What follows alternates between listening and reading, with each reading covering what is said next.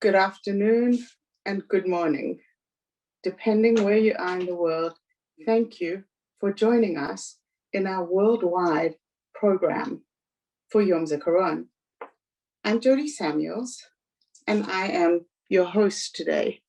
And I'm going to be sharing with you, Stacy, can someone spotlight me, please? I'm going to be sharing with you this about Yom Hazikaron, the stories of the families. But before that, I just want to tell you a little bit about the organizations that are behind this. I, Jody, started the JSCNY and JSC Israel, so JSC New York and JSC Israel in 2000, when my husband and I moved to New York City. And within 3 weeks, we realized there was a need for foreign Jews to have a Jewish home away from home. We started with a modest Shabbat dinner, and then we realized we wanted to offer Torah classes. Someone recommended Steve Eisenberg. And since then, Steve's been partnering with JSC and teaching his famous Monday night Torah class, reaching 70, 80, sometimes 100 young professionals every week. JSC started just as a small group, and then we grew and grew. I sort of joke, it's like having triplets, and it was an unexpected blessing. But we now have about 10,000 people come through the door every year. And before COVID, we were running 300 programs live a year. In fact, our programs encompassed young professionals, singles, older singles, couples. And then in 2014, we made true to our promise to move to Israel. It only took us 23 years from the time we got married. But when we moved here, we started the same programming in Jerusalem and Tel Aviv. And now we have hundreds of people in 3 cities. And BC, everything was live. But since COVID, before COVID, and now we pivoted to both an online model as well as having people join us, at least in Israel for now, in live events. In fact, we're very excited that in just about 2 weeks, on the 25th of April, we're having our first heritage trip. We usually do trips all over the world. And we're going to Dubai, Israel's new peace partners. Anybody want to join? That being said, our programs include Shabbat dinners, Torah classes, social events, networking events, cultural events. The goal of JSC is to be a Jewish home away from home, to connect people with their Jewish reality and to inspire people, as well as to connect them to Israel. And likewise in Israel, our mission is to connect young professionals and to help them acclimate to Israel while they're also meeting Israelis and building connections in community. In fact, one of our proudest things is we just celebrated our 131st wedding from our events. We'd love to see all you guys in person, on Zoom, and we would love to host you in Jerusalem for a Shabbat meal, and we'd love to connect with you. Today's program is so much work, and I want to call out Team JSC, and especially Stacy for all her hard work. And to Sari Singer, our partner from Strength to Strength, for making this program a reality. Last year, it was just a few weeks into COVID, and we realized we weren't going to have our regular programming. And we also realized this is an opportunity to reach beyond our local audiences. And I know, as someone who is deeply connected to Israel, Yom Hazikaron was something that was meaningful to me, but I would go to a program in New York City for an hour on the evening and maybe an hour in the day. And then Yom Hazikaron was over. And I felt it hard to connect. So we realized a program like this would create opportunity for people all around the world to connect to these real life stories. And we know that when people share this human experience, that's when they truly feel at one. And to the families and the victims who share their stories and who listen in today, your stories help us connect to Israel. They help us understand the sacrifice and create awareness of what hate can do. and help us to learn how to be ambassadors for peace. And we just hope that sharing your stories will elevate the neshamas of your deceased and loved ones, and that we can help share in your pain, and hopefully just send you guys virtual hugs from around the world. I can tell you that today I went to Emek Rephaim in my neighborhood, and I was having a coffee, and everything's decorated with flags, and you feel this like sense of like pride, Israel. And then the siren went, and everyone stops, including kids, children, cars. The world stops for a few moments. You have to just think about a society that is so obsessed with remembering and mourning, and yet at the same time, a few hours later, we're going to be celebrating, because that's what we do. We understand the power of what we gave up, but we also understand the miracles we've received. And I just want to thank all the sponsors tonight. We have so many people who promoted this event. Collectively, our Facebook reach is over 100,000 people, as well as all the 24 organizations who partnered with us. So thank you to Aleinu, American Friends of Migdal Or, the Ari Food Foundation, the Base Michael Levine Lode Soldier Center, By Israel, Confederate of United Zionists, David Mandel Org, Ethics in the Field, Fast Pass to Love, Give a Hymn, HonestReporting.com, Holocaust Museum of Tolerance and Education, Israel B, Jeff Seidel's Jewish Student Center, Jewish Journeys, Jodis Voice, K-Space in Miami, Kedma, Karen Melky, the Melky Foundation, Kol HaNeshama, Kosher Travelers, Kerem House, New, Pirkei Hallel, Route 613, Sheikh Hadash and Emek, Santon Shul, Tel Aviv International Synagogue, Reconnection Trips, We Learn, and Westside Sephardic Synagogue. Ladies and gentlemen, we have organizations from Johannesburg to LA to Israel to New York. Thank you for joining us in our program. And with that, we are going to introduce our first speaker. And I'm honored to introduce Cheryl Mandel, someone I've seen so many times on social media. I've seen her live. And I want to share with you a little bit about Cheryl before she tells her story. Cheryl is originally from Toronto, and her husband, Dr. David Mandel, made Aliyah to Israel with 5 young children in 1987. They moved to Alan Shvot in the Gush, and in 2003, their middle son was killed in the IDF while arresting terrorists. There he was, a charismatic young man of just 24, and his life was taken. But his death continues to influence all of us, inspire people. And it was after his death that Cheryl felt the need to speak up about the experiences of being a bereaved mother. So she started speaking to groups on Zionism and the importance of IDF to Jews all around the world, and also a very important talk about overcoming adversity and life in Israel. She gives workshops to women for change and resilience. She loves dance. She runs workshops on dance of coping. And every year, her organization participates in the Jerusalem Marathon to raise money in honor of her son's name. And with that, Cheryl.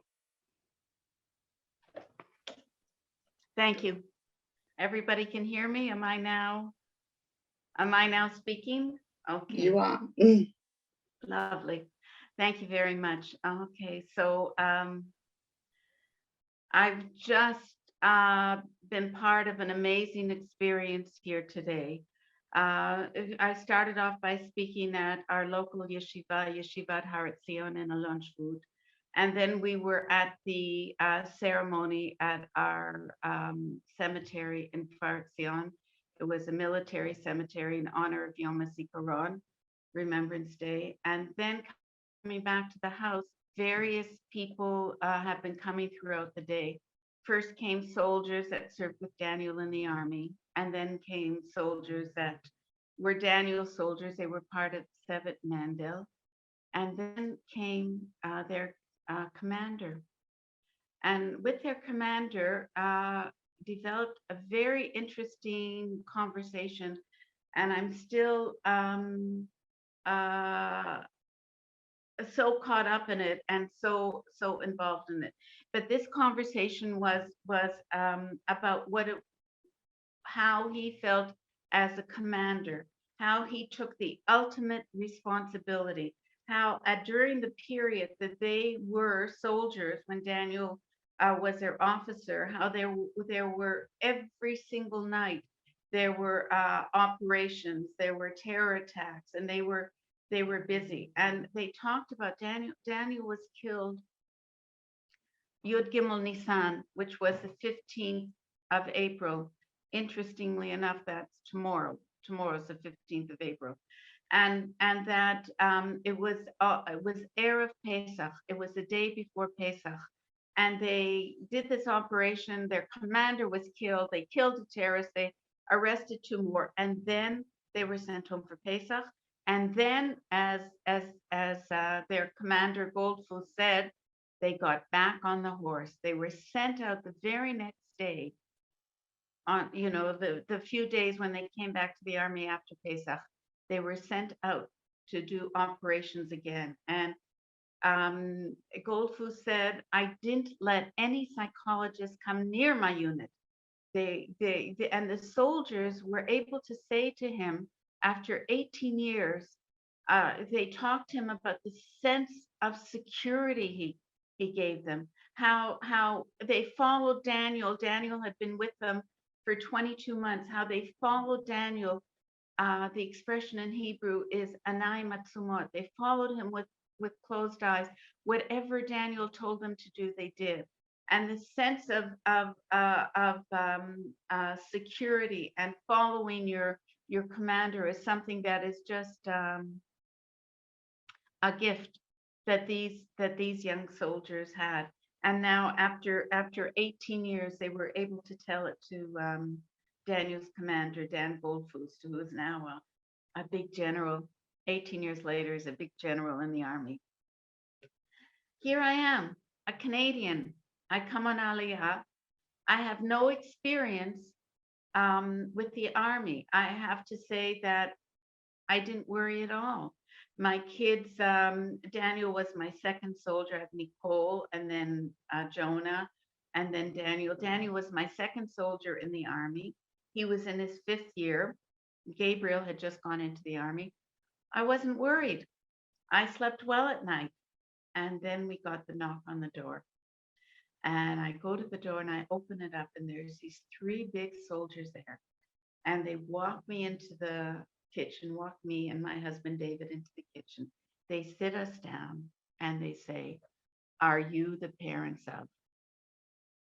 And from that moment, when they said, are you the parents of Lieutenant Daniel Yaakov Mandel? He was killed this morning in Shem, in Nablus, in a battle with terrorists.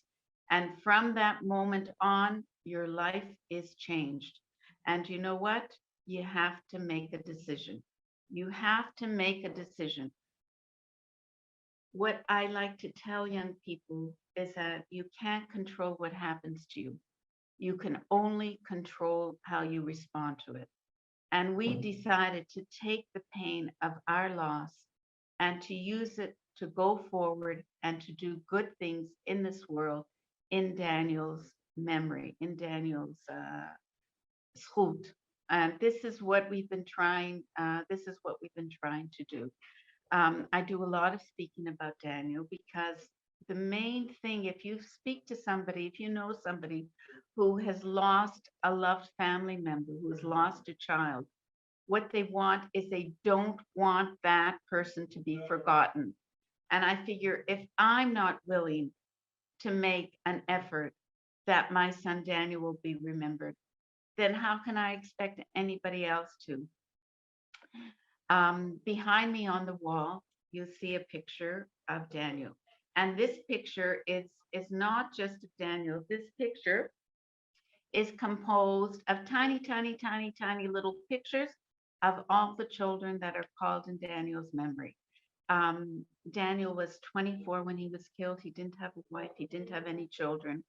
And now there were at least 18 young Daniels, boys and girls. It's for some it's their first name, for some it's their second name, for some they're my grandchildren, for some they're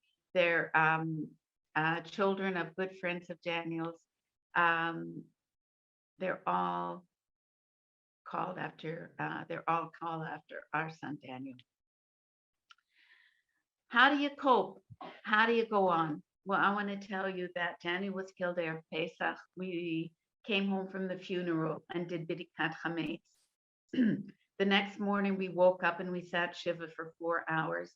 And then the rabbi came 12 o'clock and he said, it's the end of the Shiva. And I started to cry. And he said, okay, you can sit for 1 more hour. And so how do you go on? How do you go on? This is a story that two women friends, both of them bereaved mothers, this is a story that they told me, and it's become my story. I've changed it, and I love the story. And this is one of the things that helped me to go on. There was a woman, and her son was killed, and she cried day and night, and she cried week after week, and she cried month after month, and she could not pull herself together. And one night she has a dream. And in this dream, she goes down this long, dark corridor. And at the end of the corridor, there's a door. She goes to the door, she opens the door, and she's in a banquet hall. And in this banquet hall, it's full of beautiful young men and women. And there's a light in the room, and there's laughing, and there's singing, and there's talking. There's even learning Torah. And they're all sitting around and they're having a great time, beautiful young boys and girls.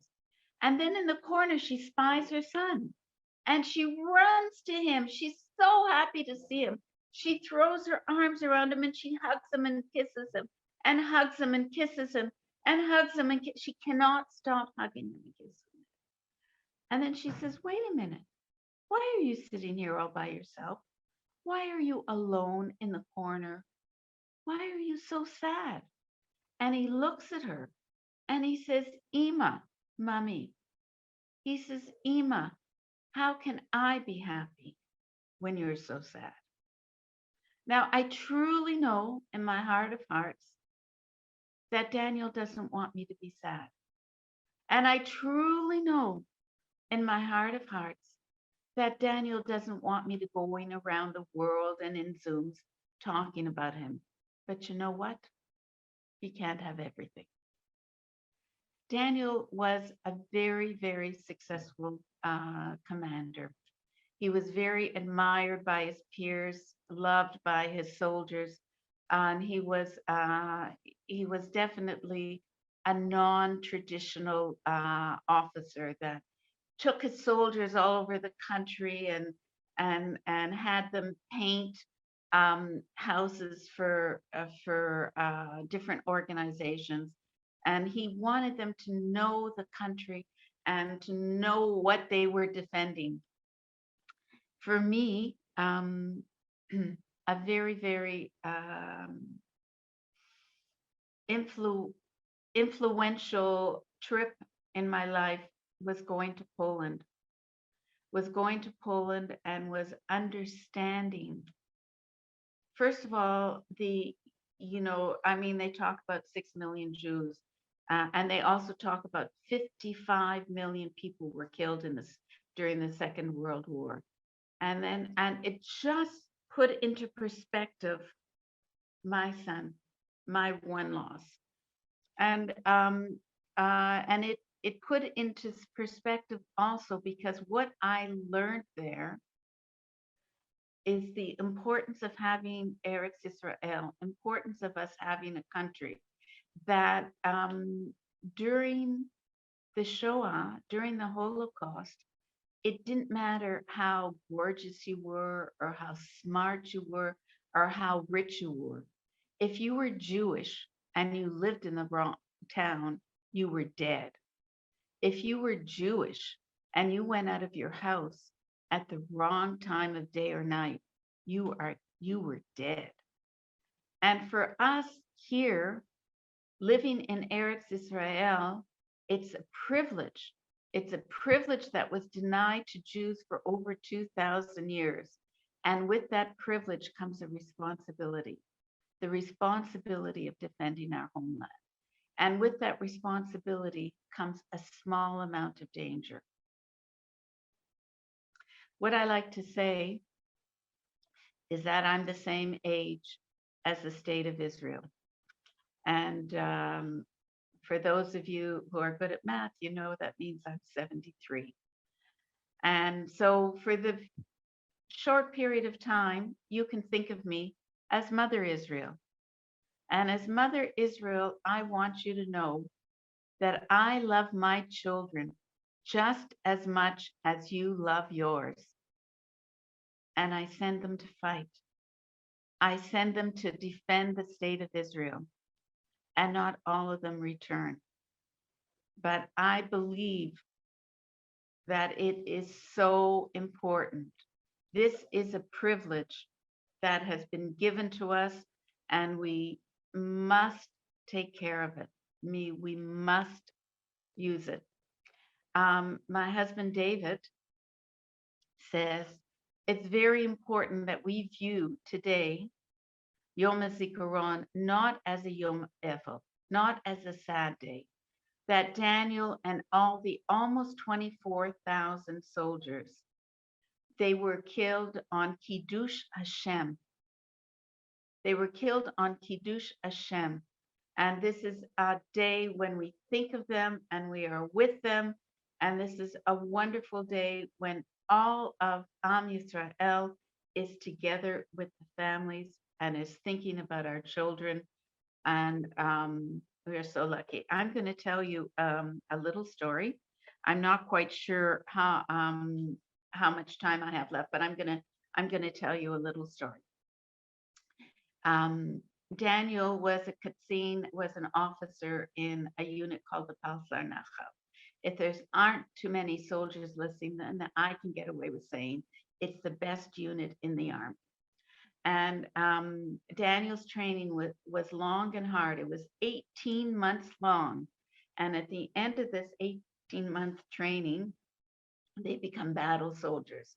Now, what do you think they do to mark the end of this training, mark the end of this 18-month training? They go on a 90-kilometer trek. For those of you who don't know kilometers, it's approximately 60 miles. It takes them about 12 hours. And on this trek, they're carrying all their equipment. They're carrying their gun, they're carrying their water, they're carrying their bullets. And a lot of the soldiers have an extra responsibility. So the one in charge of first aid is carrying the medical kit. And the one in charge of communication, he's carrying the radio. And they take the big, strong guy, and him, they give the machine gun, because the machine gun weighs another 8 to 10 kilos, 15 to 20 pounds. Now, for those of you who know young children, pick up a 1-year-old, she's maybe 15 pounds, and put her on your hip and try carrying her for 12 hours. It's really hard, and it takes a very, very strong person to do it. Well, Daniel, the soldiers that Sevet Amit is setting off. They're so excited to finally be finishing their training and that they're going to be battle soldiers. And they head off, and they head off with singing, and they're happy and marching. And boom, the guy carrying the machine gun collapsed. So Daniel, being a well-brought-up Canadian, goes to his friend, puts out his hand, and his officer comes up to him and says, Mendel, kach et mag. Daniel, take the machine gun. Well, Daniel wasn't a particularly big or strong guy, and he hadn't prepared for 18 months to carry the machine gun, and certainly not to carry the machine gun for 12 hours. But his officer said, Daniel, take the machine gun. Mendel, kach et mag. And so Daniel picked up this burden of the machine gun, and he set off, and he walked, and he walked, and he walked, and he walked, and he walked, and he walked, and he walked, and he walked. Daniel succeeded in carrying the machine gun for 90 kilometers. Then he collapsed. He was homesick for a week, but he did it. And why did he do it? He did it because his officer said, Mendel, kach et mug. What I say that I too am on a trek, and my trek is called life. And suddenly, in the middle of my trek, my commanding officer said, Mendel, kach et mug. Cheryl, take this burden. I said, no, why me? I'm not good enough. I'm not strong enough. But my commanding officer said, just like Daniel's, Mendel, kach et mug. So like Daniel, I picked up this burden of being a bereaved mother. I'm going to carry it until the end of my days. I'm trying to do it with as much love and respect as I can. And I'm doing it not just for Daniel, but I'm doing it for all of Am Yisrael and for all of the Jews outside of Israel too. I believe that maybe we have a few minutes for questions. Jody, Sari, Yes. does anyone want to ask questions? Yes, I would love to ask you some questions. So we really appreciate this honest talk. And I'm curious to know, is it harder for you to talk on Yom Zikaron than other times when you speak? Is this day like a more emotional day for you? The whole period from Daniel's Askara, which is Erev Pesach, until after Yom Hazikaron is an incredibly difficult time. We group of bereaved mothers, we have something we call askaraitis, and it comes on you without you knowing before the askara, and you just go down. And for me, because the two are so close in time, they're about 2.5 weeks apart, so I just go down. It's hard. It's hard. Yeah, it's hard.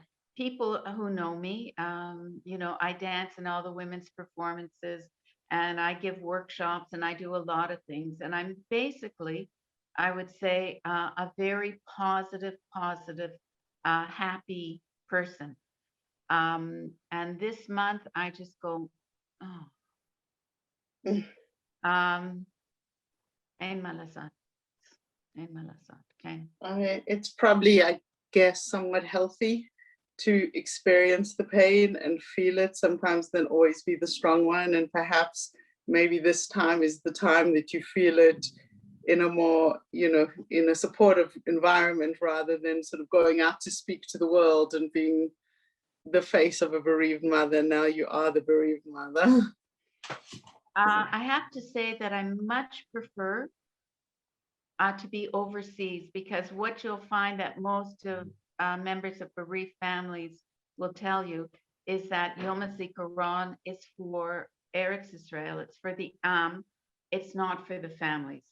And so when I am overseas and I am speaking to people overseas, because I could be your next door neighbor, I'm just like the lady down the block, a little bit crazier, but I'm like the lady, who lives in your neighborhood.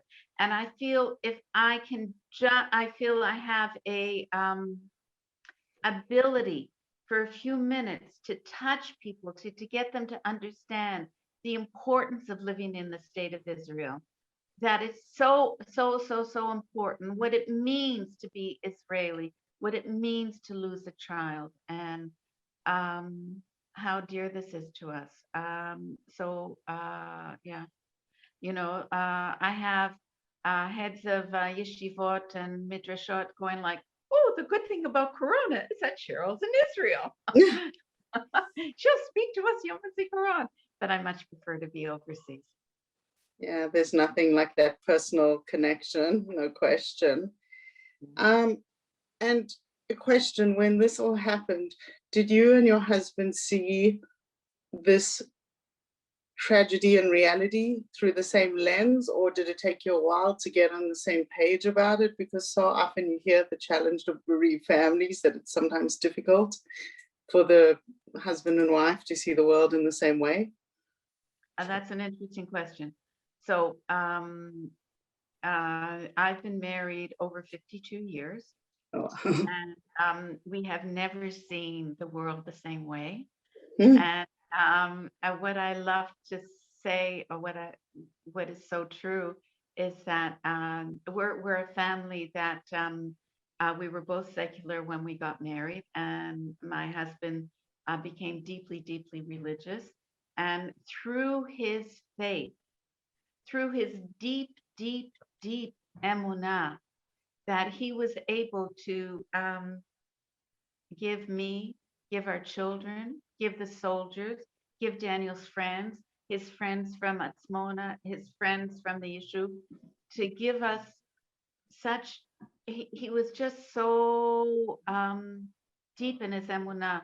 And he would say, it doesn't matter if you can see it, it doesn't matter if you believe it, there is a plan. And so we just all took a deep breath, and we figuratively held on to the coattails of my husband. And it's just been, what I said is that I feel as if I married him just in order to go through that experience together with him. It was amazing. That's really amazing, because it could have been so much harder. Did you ever have those moments when you just woke up and you were angry at God and said, or did you always see perspective because it was defined by your religious values and your Zionistic, influence? Or I don't know if I'm going to surprise you, surprise or disappoint your listeners, but so 1967 for me was about dancing at Expo in Montreal. I didn't know anything about Eretz Israel, so I wasn't at all Zioni.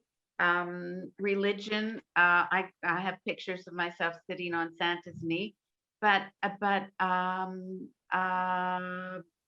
it was more the sense of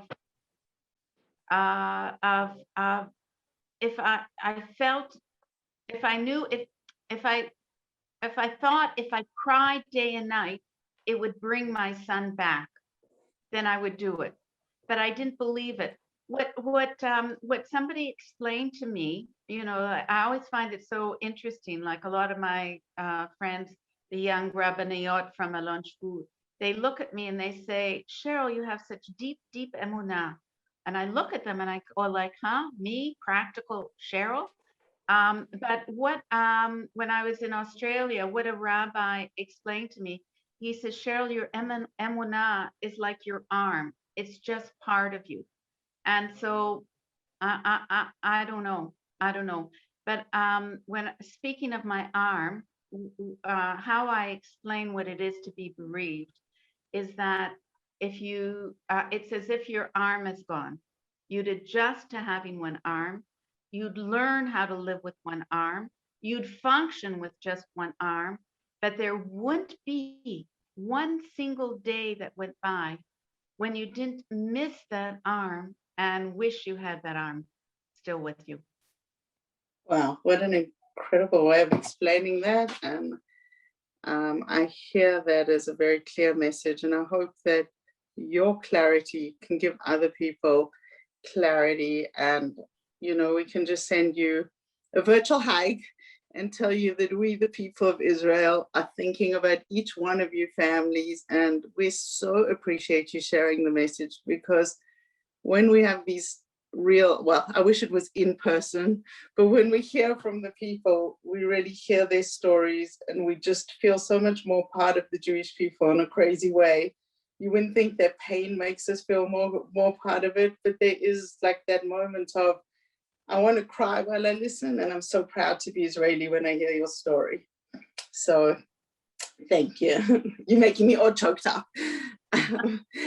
Okay.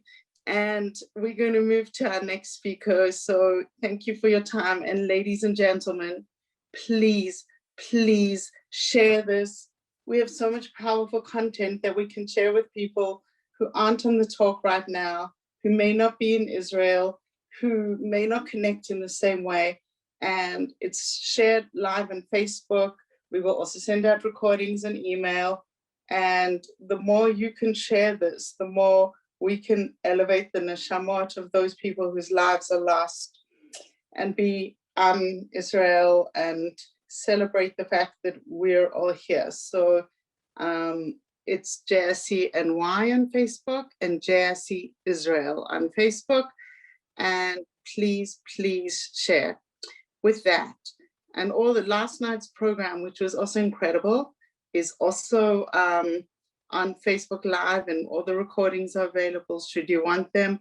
Last night we had 2 soldiers speak who had survived terror attacks, and we had survivors themselves of bombings. And now we're going to go to our next speaker, Arnold Roth. And it's just so unimaginable that we're going from one parent who lost a child to another parent who lost a child.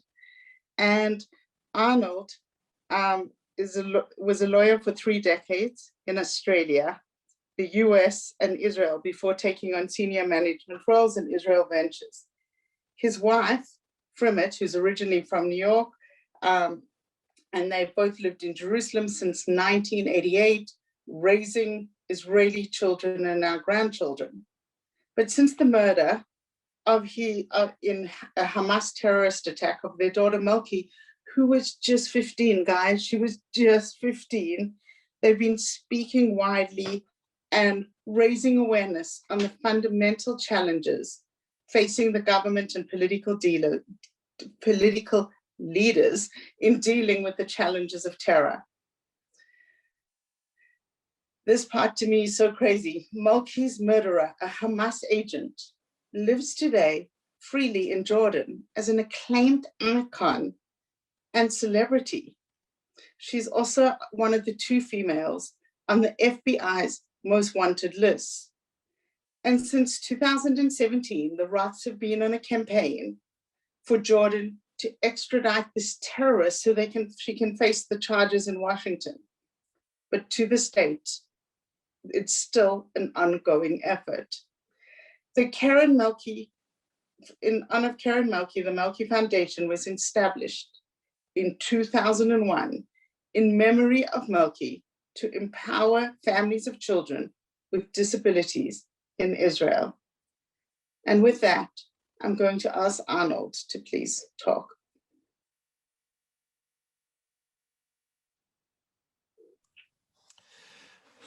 Thank you very much, Jody, and thank you very much to everybody who's here. And thank you to those who are going to watch this, because there's a certain voting with your feet that you do when you tune into what is inevitably a fraught kind of dialogue that we're all part of at the moment. So in the spirit of that dialogue, allow me to throw out a few ideas, since we're not sitting together at a table with drinks in front of us and the ability to relax and open up. What we're doing is using time as efficiently as we can to stake out some turf in the ideological sense, try to establish what it is that we're doing here, and see how all of that interacts with everybody else. I've never met Cheryl, and I hope that we will meet. And I say in the nicest possible way that there's no reason on earth for Cheryl to think like me, or for me to think like Cheryl, in the same way that there's no reason for me to think like my wife or my children, or that they should think like me. Does that mean that I don't have strong ideas, and that I wish everybody would line up in exactly the same way as I've lined up on these ideas? Sure, I'd love to see that happen, because I arrive at my ideas because I think they're essentially right. But really, at the end of the day, it's not that they're right, it's that they're right for me. I'm a child of the Melbourne Jewish community, where I was born in 1952. And everybody that I grew up with, almost literally everybody that I grew up with among my Jewish friends, it's a small community, was the child of Holocaust survivors. My sense is that Melbourne is probably the most impacted Jewish community in the world in terms of the Holocaust experience. As I say, everybody that I knew had no grandparents, had no extended family, had no photographs of anything before 1945, and so on. And some of those dimensions are serious and some of them are sort of just conversational, but they all end up saying something about a person's outlook on life. My outlook on life was fashioned by the very practical focus of my parents, who came to Melbourne, came to Australia as refugees in 1949, a country that had closed its doors to the Jews who wanted to get there earlier, looking to make the best life they could for their children, which was really a reflection of their own desire to have the best life that they could make for themselves, which is why they and practically every other survivor of the Holocaust that I've ever met, my parents' generation, of course, I mean, got married in the space of 2 or 3 years, starting in 1946, and then quickly got out of Germany and started building lives elsewhere. Of course, I'm generalizing, and the reason for my generalizing is because I'm going to extend those generalizations into some of the things that I've acquired by way of insights over these last almost 20 years since my daughter was blown to pieces in a terrorist attack. But I start with the proposition that we all end up being the sum total of our own existence, our own experience, and there's no reason for us to think that we all think the same way. At the same time, before I leave this philosophical kind of bent, there's no reason to ever think of anyone mourning too much or not mourning enough or not mourning in the right way or failing to comply with some mourning standard. It's a serious comment I just made because over the years, I've encountered lots and lots of people, some of them in the business of fixing broken souls, people who maybe as a living consult to those of us who've had very difficult experiences, and in a more subtle sense, Jewish leadership. There is a lot that I want to say about Jewish leadership, and in the space of the 3.5 hours that the organizers of this lovely event have promised me that I can talk here, but of course I haven't been promised that bracket of time, so I'm going to be very brief about it.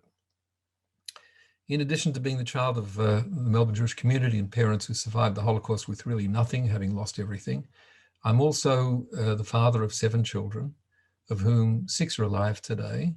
My wife and I came to Israel, as Jodi said in the introduction, in 1988. But the genesis of that is that when I met my wife in 1975, I was in New York City as a student catching up on my Jewish education after finishing law school. And I took myself off to Yeshiva University to go into the kindergarten there and had the most phenomenal growth experience until I met this gorgeous New York girl who on our very first date said, "So what's your plan for Aliyah?" There were other surprises of that nature that I encountered pretty quickly, but that's the one that I choose to mention because Frimit was always very focused on wanting to live her life with the right person and having produced children, which we really both dreamed of, in Israel. And I answered her in a clever kind of way, as men do. I said, yes, but I need 7 years to cash in on my training as a lawyer. So after 12 years, I kept my 7-year promise, and we arrived in Israel, in Jerusalem, where we'd always intended to be, in 1988, having got married in 1976. By then, we had three boys, all born in Melbourne, and Malki. Malki was just a little over 2 years old. She never left Israel after she arrived here. And as much as I want to spend all of my time talking to you about Malki, about my feelings for Malki, about what a wonderful person Malki was and what an unbearable loss it is to the world that Malki isn't here anymore, I won't. I just want to say that Malki was a sweetheart. She was the most optimistic, empathetic person I've ever met. And her life was cut short, as you've already figured out by doing the sums. She was born in 1985 and she was murdered in 2001, before she got to 16. She and her best friend were standing at the counter of the Sabara Pizzeria on a hot school holiday afternoon, around 2 o'clock that afternoon, when a walking bomb, about whom the police knew and had given no warnings to the public, walked in, having been brought there by a woman who was all of 21 years old, a newsreader on one of the Palestinian Arab TV stations, and a woman who was a Jordanian who had transplanted herself to the West Bank, the occupied territories, Judea and Samaria. You know the area I'm talking about, only a year or two earlier. The woman had already planted a bomb 9 days earlier in the center of Jerusalem. And though she describes it as a smashing success with enormous losses to the Zionists, that's all rubbish. She brought an exploding beer can and placed it in the supermarket that used to be in the basement of what used to be called Hamash Bir Letzarchan on King George. Today it's an office building as well as some street level shops.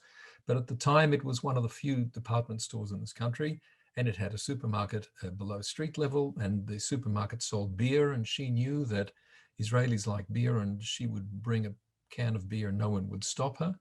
And she left it there, but it didn't go off, or it went off and it didn't do any damage. So infuriated by this, she went back to her handlers in Hamas. She was the first woman ever to be admitted into the ranks of Hamas, and said, I need a much bigger bomb, and I need it now, and I'm going to show you the way this ought to be done. And on the 9th of August, 2001, a Thursday afternoon in the middle of the school holidays, very hot day, she came by bus together with a human bomb, a young man who was a religious zealot, not for very long. His parents had no real sense of just how indoctrinated he had become. He was also in his 20s, with a guitar case on his back.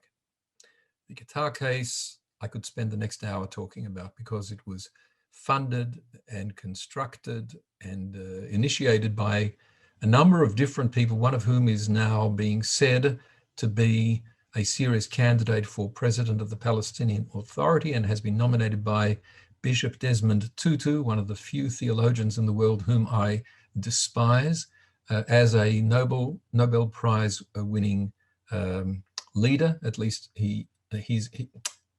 Tutu, who has the Nobel Prize, wants Marwan Barghouti to get a Nobel Prize as well. It's a despicable construct. In any event, Marwan Barghouti was one of the people who put the money down for the construction of that hideous exploding guitar case, which was on the back of this young man whose name translates into the Egyptian.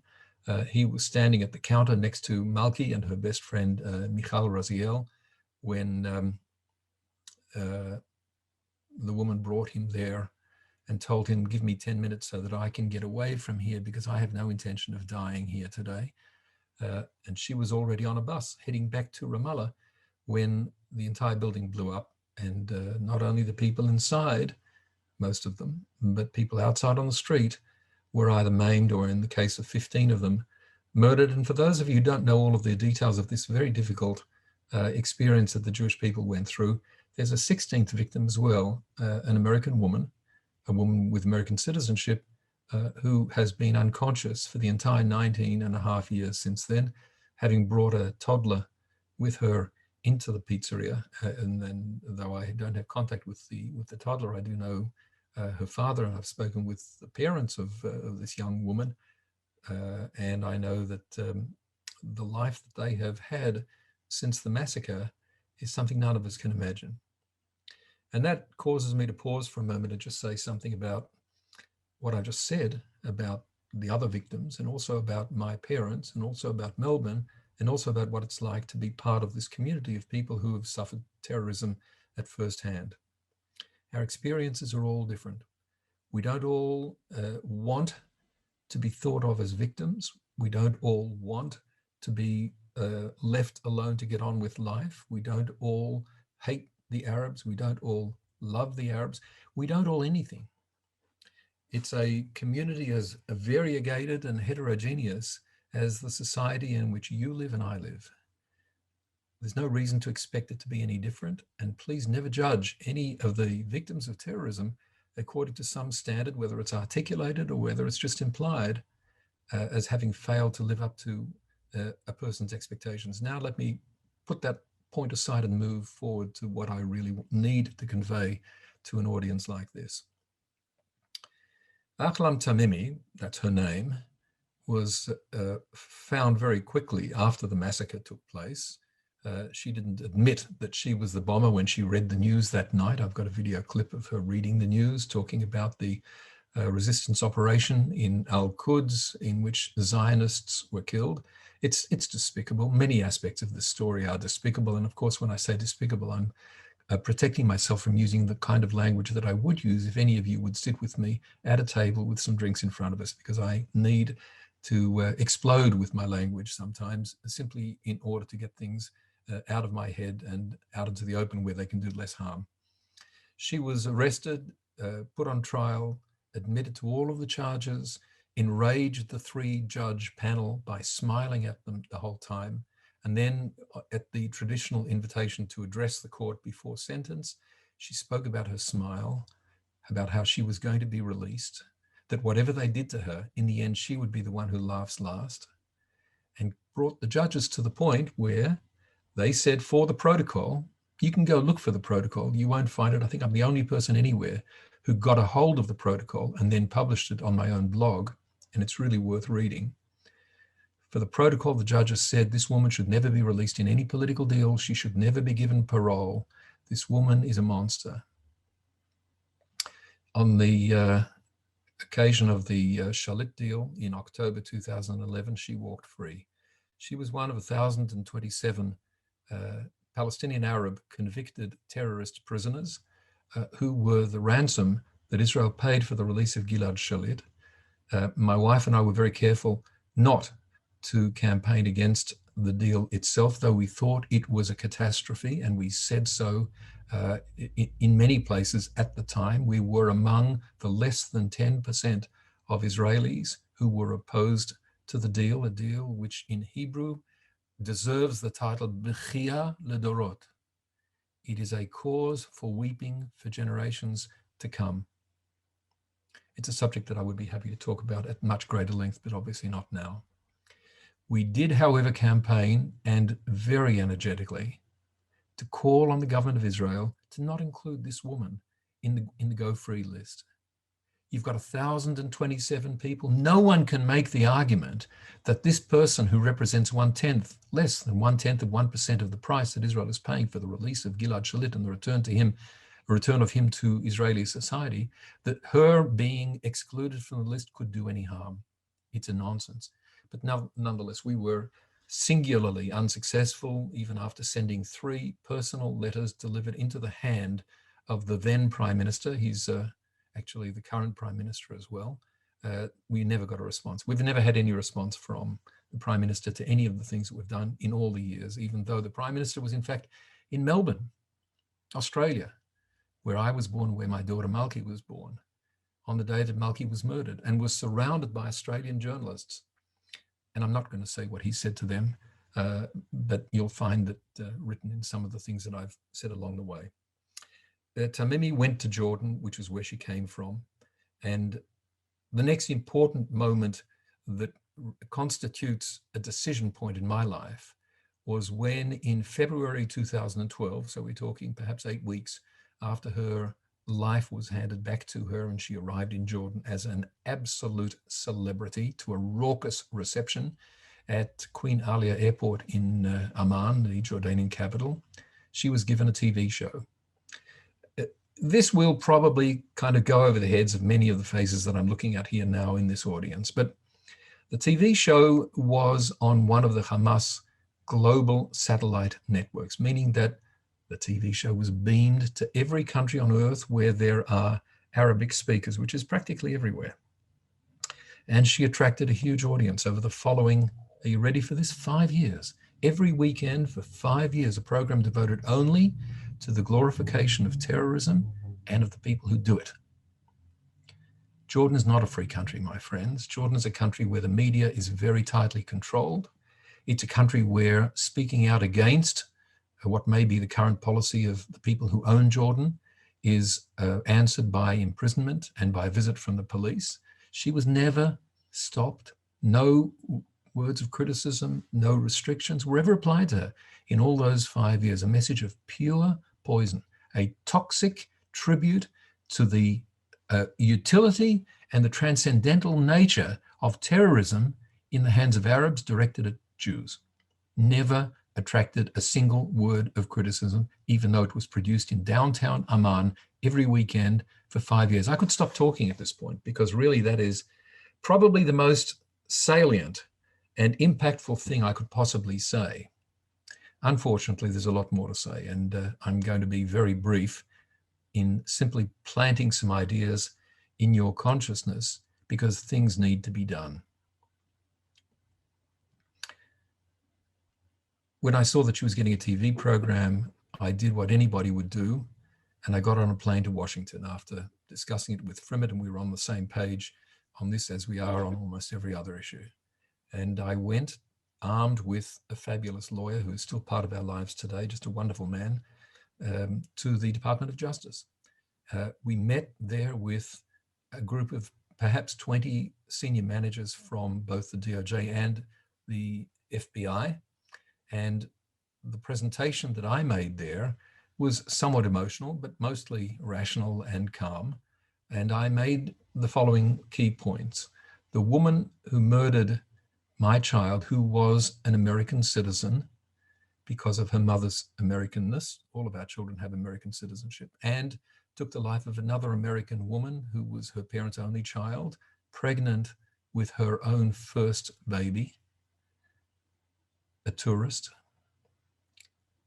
The two women who were murdered, the two Americans, constitute the hook on which an American law that I'd only just learned about applies.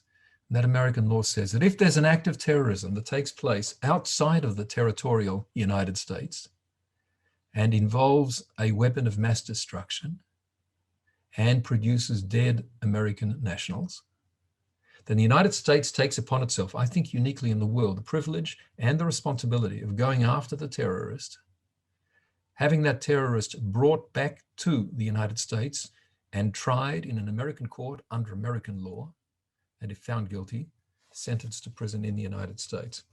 And I turned to the people in the audience and I said about as emphatically as I could, and more emphatically than I'm going to do now, looking at all of my friends here on the screen, I said to them, and as you know, there's never been a case in which any American murdered in Israel has attracted the operation of that law, even though the law clearly applies. And I'm calling on you to make that law work in our case. And the responses were positive. As we left the hall, a number of the participants said words to the effect of, if we can get her, we will, but we can't tell you anything, and we won't be able to tell you anything until we can tell you everything. And I've mentioned many times in talking with friends that I came home and told Frimet, my wife, we're in for a tough few weeks, maybe some months, because the Americans are going to do this and they're not going to keep us in the picture. And we just have to wait patiently until they have the indictment and they are on the trail of this awful, hideous, barbarian savage. It was 5 years of total silence from the Americans until March 2017, when we got a phone call from Washington, please be ready for a meeting with us in a hotel in Jerusalem. We've got some things to discuss with you. And we sat in due course with a delegation from the Department of Justice and the FBI, and we were told that in 3 hours from now, this was back in March the 14th, 2017, we're going to announce in Washington that there are charges being unsealed. I'd never run into that word in my own personal practice. I'm a lawyer, but never had anything to do with criminal law. The charges being unsealed, and there's going to be a press conference or a press announcement. Well, what turned out to be the case is that after I and my wonderful friend, my legal colleague, who's been indispensable to this process, went to see the DOJ and the FBI, the process got underway. A judge then sat on the material and issued an arrest warrant. That was in the middle of 2013. In 2017, we're told that all of this had happened and it was all under seal, and now it's being unsealed, and that she's being added to the FBI most wanted terrorists list, which is a real thing. She's only the second woman ever to be added to that list. And there are only 27 people on the list. We're not talking here about hundreds or thousands.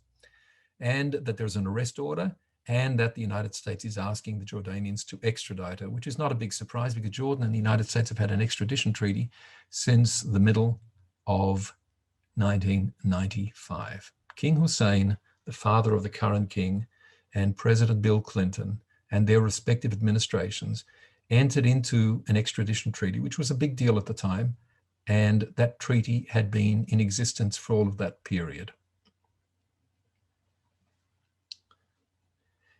7 days after the meeting with those American law enforcement people in Jerusalem, we were stunned to discover that the Jordanian Court of Cassation, its highest appeals court, had just given a ruling that said, in the case of Ahlam Tamimi, the extradition treaty is hereby found to be invalid, and therefore Jordan will not be extraditing her.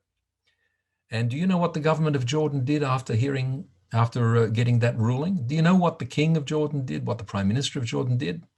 All the words that were said in the wake of that ruling, zero, nothing. And until today, no one from the Jordanian government has ever said a word, but everybody has been given to understand that the Jordanian court has ruled, and if having ruled, and we're a law-abiding country, we can't possibly hand her over. And I'm here to say to you, ladies and gentlemen, that the entire argument of the Jordanians is nonsense. It's untrue. And at some point, we're going to demonstrate how untrue it is. But that doesn't help us in today's presentation. This is Yom Hazikaron, and we're here to remember. But we're also here to talk about justice. In the 4 years since the handing down of the unsealing of the American charges and then the handing down of the Jordanian ruling, we've made every effort to try to penetrate the American political scene, speaking to people on the executive side, that is in the White House, in the State Department, in the Department of Justice. We've tried to talk to people who are lawmakers in the Congress, people who are Democrats, people who are Republicans. There's no, from our point of view, no political dimension to any of this. This is all about justice, only justice. Americans were murdered. American law says this happens and that happens, and there's an extradition treaty. The path forward is absolutely clear. Why are we not on that path? And before I finish, I want to also say that part of what we've had to do has also involved talking to Jewish organizations, some of the most important Jewish organizations in the United States. And while we do have the support of a considerable number of those organizations, and we've made a press release about that last June of 2020,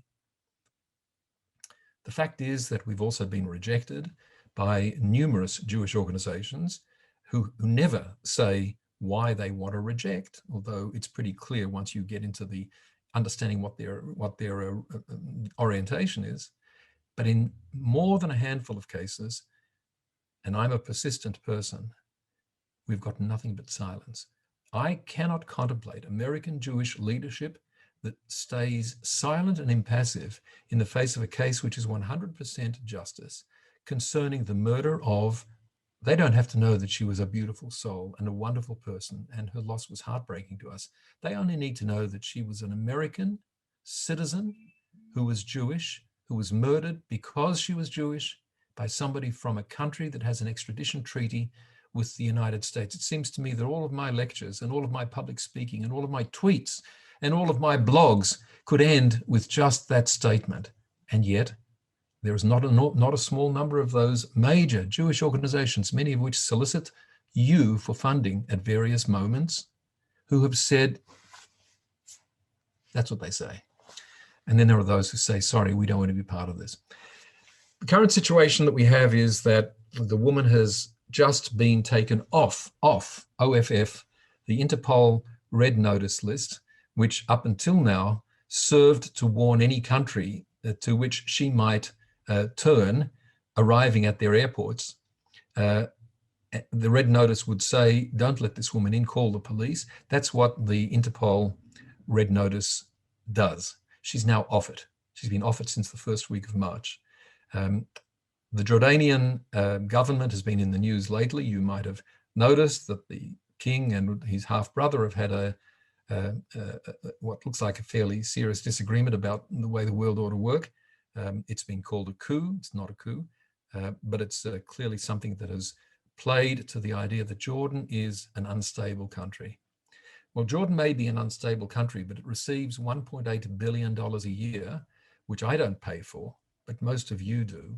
And we've actually succeeded twice in the last 18 months, twice, once in December 2019 and once in December 2020, to have a law passed by the Congress on a non-partisan basis that says that if a country has a treaty with the United States that it breaches, and if that country also receives foreign aid from the United States, then that foreign aid stops. The foreign aid hasn't stopped. There's a lot of questions, and that's what keeps my wife and I going. We do a lot of writing and a lot of speaking. We look for every opportunity. If you belong to a synagogue or a church or a golf club, I want you to know that any hour of the day, my wife or I will be happy to talk so that we can create some awareness, because, and this is really the last point I want to make before I talk about my daughter again for a brief moment, the mainstream media do not give any coverage, not to the fact that Jordan is in breach, not to the fact that the murderer is living there free, having had a terrific career, is a celebrity, not to the fact that her support in Jordan is wall to wall. I have never yet seen a single published item emanating from Jordan that says what a disgrace it is to all of us that we are standing behind this monster. Never happened. In order to stay sane, and we all have our own ways to do this, my wife and I have been involved for now almost 20 years in the running of an organization called the Malki Foundation. We're honorary, which means we don't take a penny. We try to help raise money, but it's the work of the Malki Foundation is terrific because it helps families who have exactly what we have at home, a very disabled child whom we will not allow anyone else to raise because no one is going to do the job that we can do, but we need help. At least we did need help. We've worked our own problems out more or less, but there are thousands of families in this country who get rejected by the authorities in this country because of bad policies about disability. There's too much emphasis in this country on putting children like that into institutions. And for those of us who think that institutions can never do the job that a family can at home, the Malki Foundation provides equipment and funds therapies, not medical therapies, but non-medical therapies, speech therapy, physiotherapy, horse riding therapy, water therapy, and I'm forgetting something, 5 therapies. That's what we do to stay sane. The work, the chesed that's done in Malki's name, she was a princess of chesed, is exemplary in my opinion, and really enables us to say with our hands on our hearts that the life of Malki is not going to be forgotten, not as long as we're able to keep talking about it, not as long as the Malki Foundation continues to advertise her life by the simple good that it does on a totally non-sectarian, non-political basis here in Israel. Thank you very much.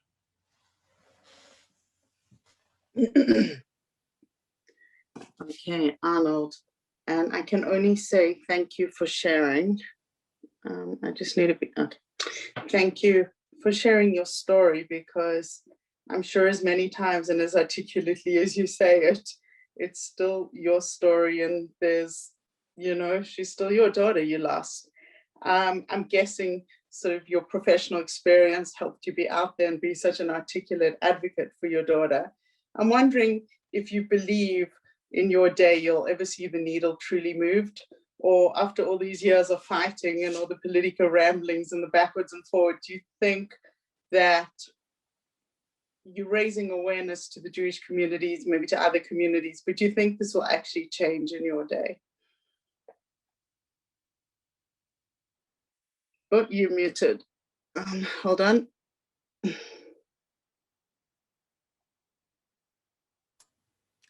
Yes. Okay, now we can hear. That's the answer. Yes, we will certainly win. And though it's going to take time, justice is going to prevail. There's no other way to look at this. Okay. And I would love to have a discussion with you on so many things, because there's so many questions you raised for me. And I also have a daughter with a disability. And for me,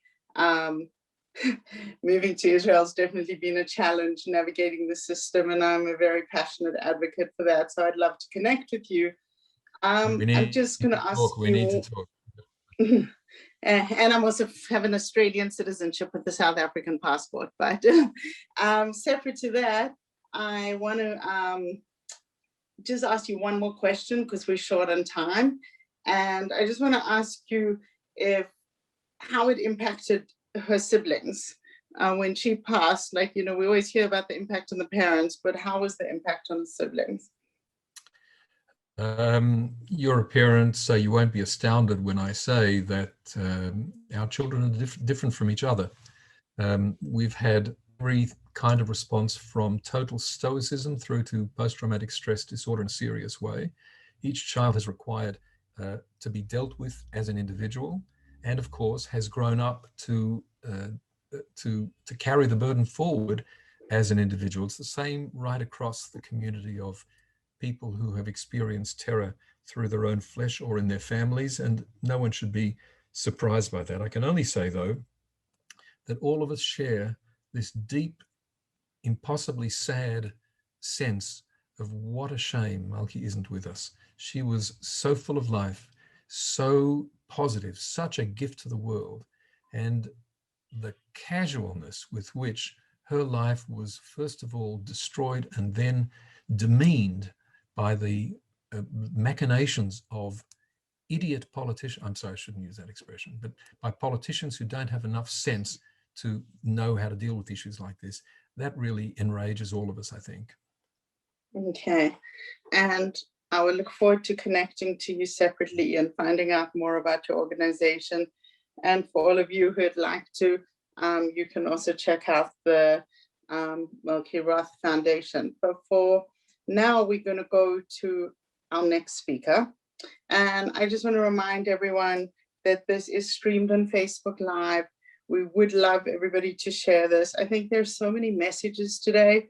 We can't even imagine the pain, the grief, but there's also the messages of strength, the messages of advocacy, the messages of political awareness, and please share this message widely. With that, our next speaker is Rina Ariel. And it's very hard for me to imagine that I'm yet again introducing another parent who lost a child so young. Rina lost her daughter, Hallel, who was stabbed to death in her bed in Kiryat Arba on June 30th, 2016. She was on summer vacation. She had just finished 8th grade. She was a member of a dance troupe and had just performed in Jerusalem the night before. Rina and her husband founded Keren Hallel in their daughter's memory. And Rina spent a lot of time speaking about her daughter and what happened. And in fact, wrote a book for bat mitzvah age girls to study the book with their mother in Hallel's memory. In fact, I went to a program for my daughter whose bat mitzvah was last year, and Rina spoke and we bought the book. And Rina, you should know that is what we studied every day so that she learned from the book as a source guide for her bat mitzvah. So thank you for making that resource available. And I hope it gives many young girls inspiration. And we look forward to hearing your story, not because I'm sure it's going to be enjoyable, but we want to understand what it means to be a parent in Israel and to lose a child. Thank you, Rina. Okay, so thanks for inviting me. I think for us it's very hard because it's almost 4:30 in the afternoon, and most of the Independent Day has passed. So we've been in a ceremony and we've been standing and talking and meeting, and whoa, what a day. But I feel it's a mission for us to share, because when you chose to listen to us, not only to me, to all the parents that are speaking, you're saying something very, very big. You're saying it's our story. It's a Jewish nation story. It's not only my private story. So I may be a little bit hoarse and I may be a little bit tired, but I think we have something very big going on. And I hope after I speak and everybody else speaks, you could a bit understand and take something that could be done. Because for us, the Memorial Day is not only a day of bringing my head down and crying. I do that 24/7, but thinking, what is Israeli and Jewish people around the world, what could we do to stop this crazy thing happening? And I'll just share my story. And as Ricky, I think, said, it's so different mourning and living with a girl that's been murdered when she's 13 and a half. She's not a soldier or, she doesn't have a story of being brave and taking a tank and in the war of Israel, stopping the enemy. She doesn't have any story. She has a story of being murdered in bed, and there's no brave thing around it. And it keeps us thinking always, how can we keep a memory alive and not become bitter people, but better people? Because becoming bitter puts you down in this dark hole that it's so hard to come out. Becoming better people lets you rise up. I want to start, I hope I can do it. I want to start with a short song that shows who Hallel was and gives a bit of a feeling. I hope I'll go on screen, and then I'll say a few words. So let me, okay, so you have to make me, please, Ricky, make me the host or co-host so I could show the movie, the clip, please. And then we could continue. Okay, I just need to be co-host right now. Okay, one minute. Okay, while Can I pick you up? Don't get on the way back. I had a big coffee. I had my coffee. try to mute yourself while Judy's doing it. Could you manage? Okay, so I'll start speaking, Judy, and as soon as you make me co-host, tell me, and then I could show the short thing we have.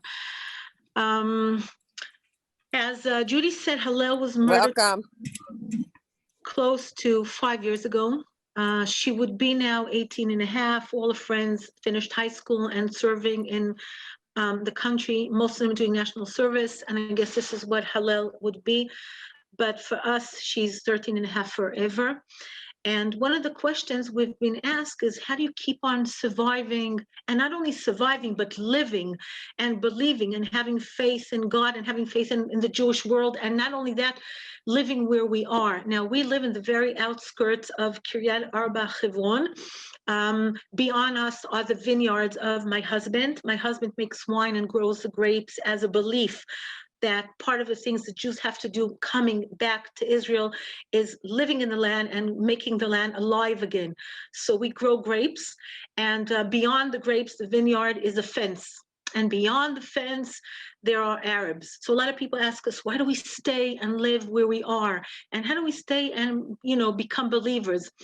And I think we understood something very, very important, that for us, since the murder of Hallel, being a Jew and being a faithful Jew is not only, it's not easy, and it's always living in some kind of incredible combination of sadness and happiness together. And it took us a very, very short while to understand that. While we were sitting Shiva, the same week Hallel was murdered, I woke up one morning and I told my husband, listen, you must say the bracha that Jewish people say when somebody was saved, the bracha that's called Hagomel. And my husband says to me, what, why, how? And we started to see what happened, and we saw we had a great tragedy and a great miracle at the same thing. Now, what exactly happened?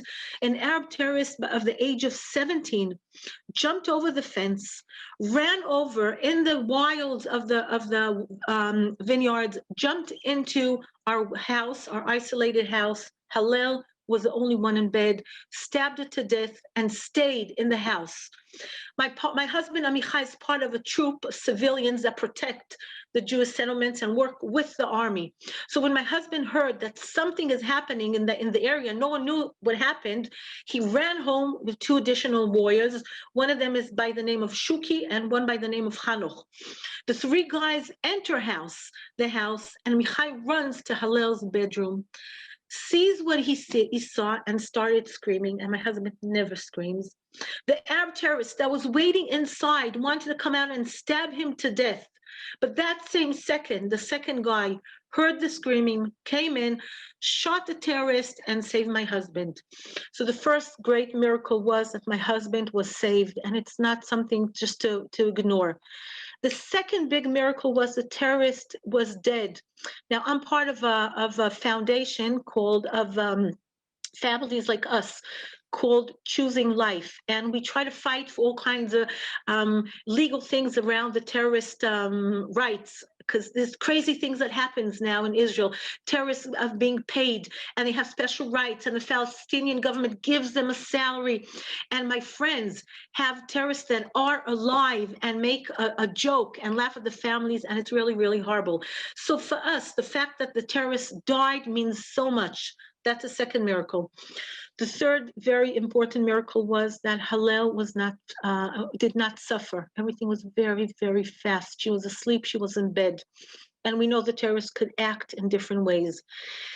And the fourth miracle, maybe it's the biggest, I have two younger daughters, Shira and Kana. Now they're 13 and 9. 5 years ago, they were younger. And it was the last day of elementary school, the 30th of June. So I sent them to school to get report cards.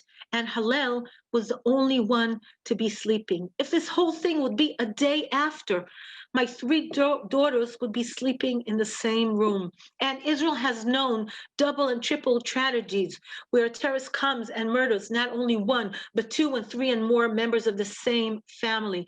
So the fact that Shira and Kana, my daughters, are saved for us means a lot. And I think since then, we're living in a double crazy emotional combination that says being a Jew and being a Jew in Israel and being a Jew that has faith is always holding this combination of being sad and being happy at the same time. And sad is not bitter. Okay, again, we cry a lot, but sad is not angry, bitter, or the feeling of guilt and having all these bad emotions that keep you down.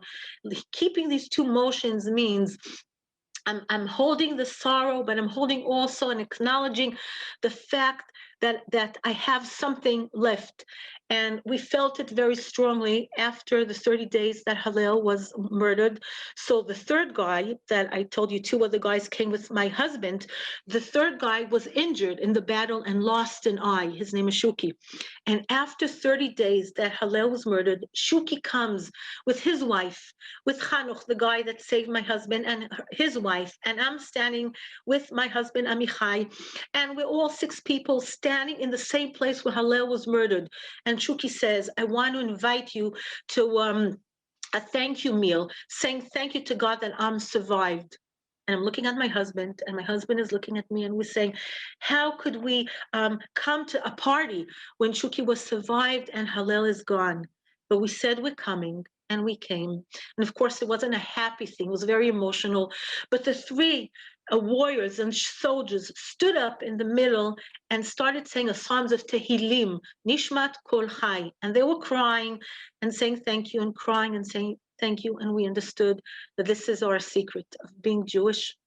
And I feel this year is even harder because just yesterday was the Jewish beginning of the month, Rosh Chodesh, and we said Hallel, the special prayer we do say. And tonight, today is the Jewish Memorial Day, but just tonight, we're going from sadness to happiness, and we're going to celebrate the Jewish Independence Day. And everything is so combined and so emotional and so dramatic, but I guess this is it. Okay, it's not forgetting each side, it's living with both. And again, not being bitter and being better. We have a strong, could I share the film, Judy, or still not? Tell me, okay, because I really want to. Yes, you're co-host now. Mm-hmm. I want to try sharing the thing and then I'll continue. Yeah, I see I could. Okay, I'll just put on the sound and let me see that it's going to work. Mm-hmm. Wait, what happened? Oops, wait, it's gone. Oops. I had it a moment ago and it was gone. Sorry, it's here, but how come I don't? Wait a second. Okay, I don't see it for some reason. I see it, but you can't. Okay, we'll work on it soon. I'll continue. Rena, when you share your screen, just choose the video. You can try it one more time. Just choose the video, click it, and then put. Yeah, it's here, but for some reason it doesn't go on like I see it. I'll try it once more, and if not, we'll just continue. Okay, because I see it, and for some reason, let's try one last time. Okay, I'll show you. I'll show you something else. I want to show you something different, but I'll show you just to get the feeling who's Hallel.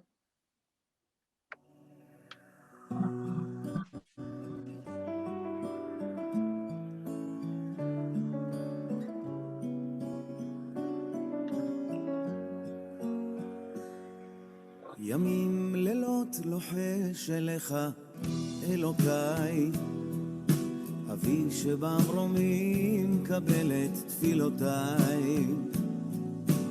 אנא שמור דרכיה, הגשם חלומותיה, ותן ברכה במעשה ידיה.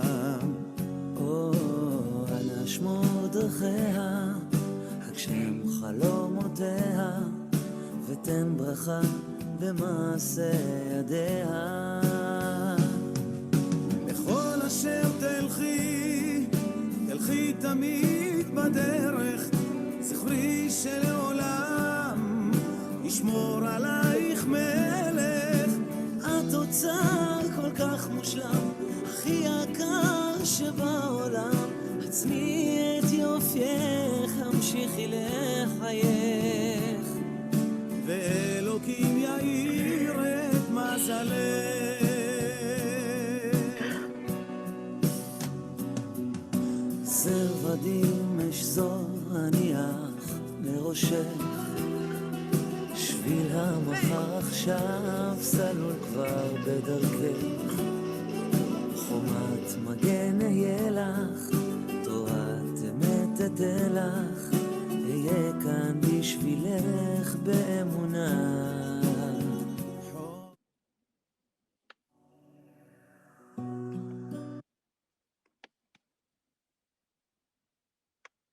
Okay.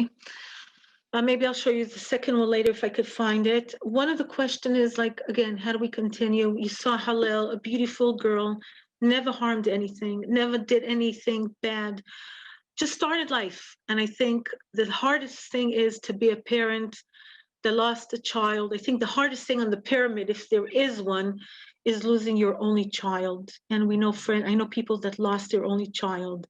Then the hardest thing is to lose a child that was never married and doesn't have children, because you're not only losing your own child, but you're losing their children and their grandchildren forever and ever.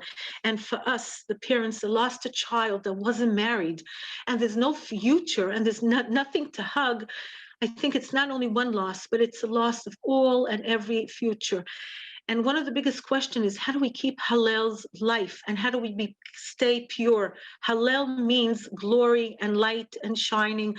And I named her Hallel because she was born after Hanukkah, the holiday that the Jewish world lights 8 days candles, and the candles shine from darkness. And the feeling was, we can't become bitter people. We have to keep the light of Hallel. And one of the things was trying to find a way of bringing Hallel back to life in a different way. It's so complicated. It's something we're not used to. Okay, we're used to mourning. We're not used to giving a rebirth to our child. But then I think we found it in a couple ways. One way is my husband's way. My husband makes wine. I'm showing you here. It's a bit hard to see it. But after Hallel was murdered, he planted a new vineyard called Kerem Hallel, and to show our trust and faith in ourselves and in God and in the Jewish people, that we have roots and will stay in Israel. And his mother was a Holocaust survivor. And when she was close to Hallel's age, all her family was transported on death trains to the death camp of Treblinka. And she was the only one to survive with a great, great story. And when his name is Amichai, my nation is alive. When he came, he said, I'm having roots. I'm staying. My mother's a Holocaust survivor. My daughter is murdered by a different type of Nazi, but I still have faith. So when Amichai makes the Hallel wine, and when people come to us and drink it and make a bracha, it shows there's a bit of Hallel spirit that's alive. And for us, I had to find a way of doing it. So as Judy said, we wrote the Pirkei Hallel book, and we made cards, and we have tours and talks, especially for bat mitzvah girls and mothers, and bringing in the light and shining of Hallel and showing that we still could be full of life. And I want to share a small story that I learned from Hallel, because one of the hardest things is to take the will of Hallel, her deeds, and make it something that I could follow. And again, she was 13 and a half. It's not an old guy that died. It's not a warrior. It's not a rabbi. It's not, it's not anything that I could hold. It's a girl. And I want to share a small story that could just show who she was. Hallel was a dancer. And the night before she was murdered, she danced. And she came back home and she was very happy. And she spoke to us. That was the last conversation. And I told her, Hallel, you're such an amazing dancer, but how come you're always standing behind? Stand in front so we could see you. And she told me a sentence. She said, Ima, mother, this is my place and I'm happy with it. And I said, this is a will that I could hold and put in my blood vessels and say, I want to keep this will of Hallel. This is my place, and I'm happy that each one of us has a different place, and we'll never, never, never have and live like other people. We have to just learn to be happy with our place, and it's not always easy. And we could think of different kinds of examples. It's not always easy to say thank you, but Hallel taught me to say thank you. And another thing Hallel taught me was, and this is something that I usually tell children when I speak to young children, but I think it's a story for all and every age. When she was even younger than 13 and a half, when she was around 10, she used to learn in elementary school, and there were a few girls that were the queens of the class. And a result of it, one of the girls did not have any friends. And one day Hallel comes to me and says, Ima, I decided to be friends with this girl. So I said, there's so much energy in class. What are you going to do? And she said, nothing. I'll just smile and be a friend. Hallel had some kind of inner quiet and faith in her. And when she wanted something, she did it without too much noise. And she befriended with this girl. After Hallel died, the girl came to me. She just wrote a post yesterday and shared it. And she said, Rina, Hallel saved my life. And I said, what happened? I don't know all the things that are happening in school. And she told me in those words, I had such a bitter and bad time in school, but as soon as Hallel became my friends, everything changed. And now I'm happy. And she finished high school and she's serving her country, and she was a youth leader. She's an amazing, amazing, lovely person. And Hallel saved her life by her choosing to do a small, tiny, good deed, chesed. She changed somebody's life. And I feel it's a will, a very strong will that we have. And these special days that are very emotional and tight, and these days of the month of Iyar, the Holocaust Day, the Memorial Day, the Independence Day, are sitting on a lower level of the days of the counting of the Omer. And these days are also very, very hard, because 24,000 people of Rabbi Akiva were killed. Rabbi Akiva, the great rabbi that we all know, had pupils and that were died because they weren't peace one with another. And I feel when Hallel gave us the mission of looking into somebody's eyes and smiling and becoming better people, especially these days, it's something that we want to take and keep, and it's not always easy. Okay, so these are a few things that we learned, and I think it's every time it's looking again in these small stories and understanding and thinking again how to become better people. I want to say something else. As a Jew that has faith, I can, in Hebrew it's better. In English it's harder to say. I spoke today to many groups in Hebrew, and I always say I cannot say why. There's no why. Okay, I could say for what. In Hebrew, it sounds better. There's no lama, but there is lema. If I want to find a reason, why am I a mother that my oldest girl has been murdered when she did not do anything? There's no why. There's no reason. And if I'll ask, I'll bump myself into a brick wall and fall apart. If I find the question of what did God ask from me and what is my duty, and what is my destiny and my challenge, and how could I be proactive and not only live a humble life of feeling that desperate and tight and closed. So they did not win. The Arab terrorists did not win. They want to kill us, and they want us to go away and move out of Kiryat Arba and move out of the outskirts where we live. And they want to make us maybe fearful and maybe angry and maybe sad. But when we know that there's some kind of meaning, I don't know what the meaning is. Again, I don't know God's ways, but there is a meaning. It means we could still be proactive and we win. And something very, very important I learned, that when you become proactive and be part of something and give, you're a winner. When you're passive, you're a loser, and it's so hard. I met a mother that lost a son, just like myself, and I called her up and said, "How are you?" And she said, "I'm laying flat in bed, and I can't do anything. I can't even get up to take a shower." And I told her, and I could tell it to her, and I told her, "Your mission now in life is to think that I'm putting my first foot on the floor, and I'm putting my second foot on the floor, and I'm standing up. And as soon as you're able to stand up, you're starting a different path. And if you're lying in bed, okay, not only your son is dead, but you're going to die too." So for us, understanding, and I think each one can join us and feel it, because everyone has a challenge in life of losing somebody beloved or having a very hard challenge that's so easy for us to become passive and fall apart. And when we feel, how could I be proactive? And how could I change myself to be a giver? So again, we won, and nobody is going to destroy us. And I think this is something very, very important. I want to say one more thing. A lot of people ask us, how do we stay where we live in the outskirts of Kiryat Arba? Aren't you afraid? A terrorist entered your house. Aren't you afraid it's going to happen again? And this is also part of Hallel's will. When Hallel, the night before she was murdered, I told you she was in a dancing performance, and she came back at night, and the bus stopped on the main road, and Hallel had to walk by herself through a dirt path to get to our house. And one of her friends said, "Hallel, aren't you afraid to walk at night?" And she said, "No, I'm going home." So for her, going home was the last word she said to a friend. And we understood that for us, staying home is keeping Hallel's will. And a couple of years ago, I was in the States, and I met an amazing guy called Yaakov Morgenstern. He lost his sister Nancy in 9/11. And he took me to Memorial Site, and he told me by his words, "I envy you that you have home for Hallel, that you're staying in the house of Hallel." Because for us, the people of 9/11, for so many years, there was no home and there was nothing. Some of them didn't even have a cemetery or graveyard. But for us, we have home.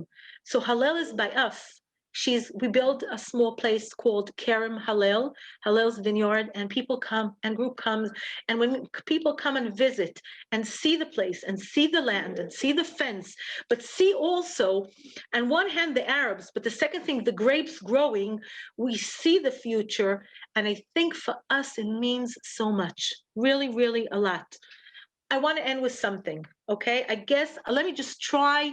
I guess I won't be able to show you the film I wanted. I want to show you a dancing thing, but for some reason I can't, but it's okay. One of the big things we do besides Kerem Hallel and the books and the Bat Mitzvah program is something that I feel is our destination. And I'm gonna may say things and not everybody agrees, but I guess it's our destiny and our challenge. I'm part of an amazing group of people, especially women, called Women for Beit HaMikdash. For 20 years, I'm part of this organization.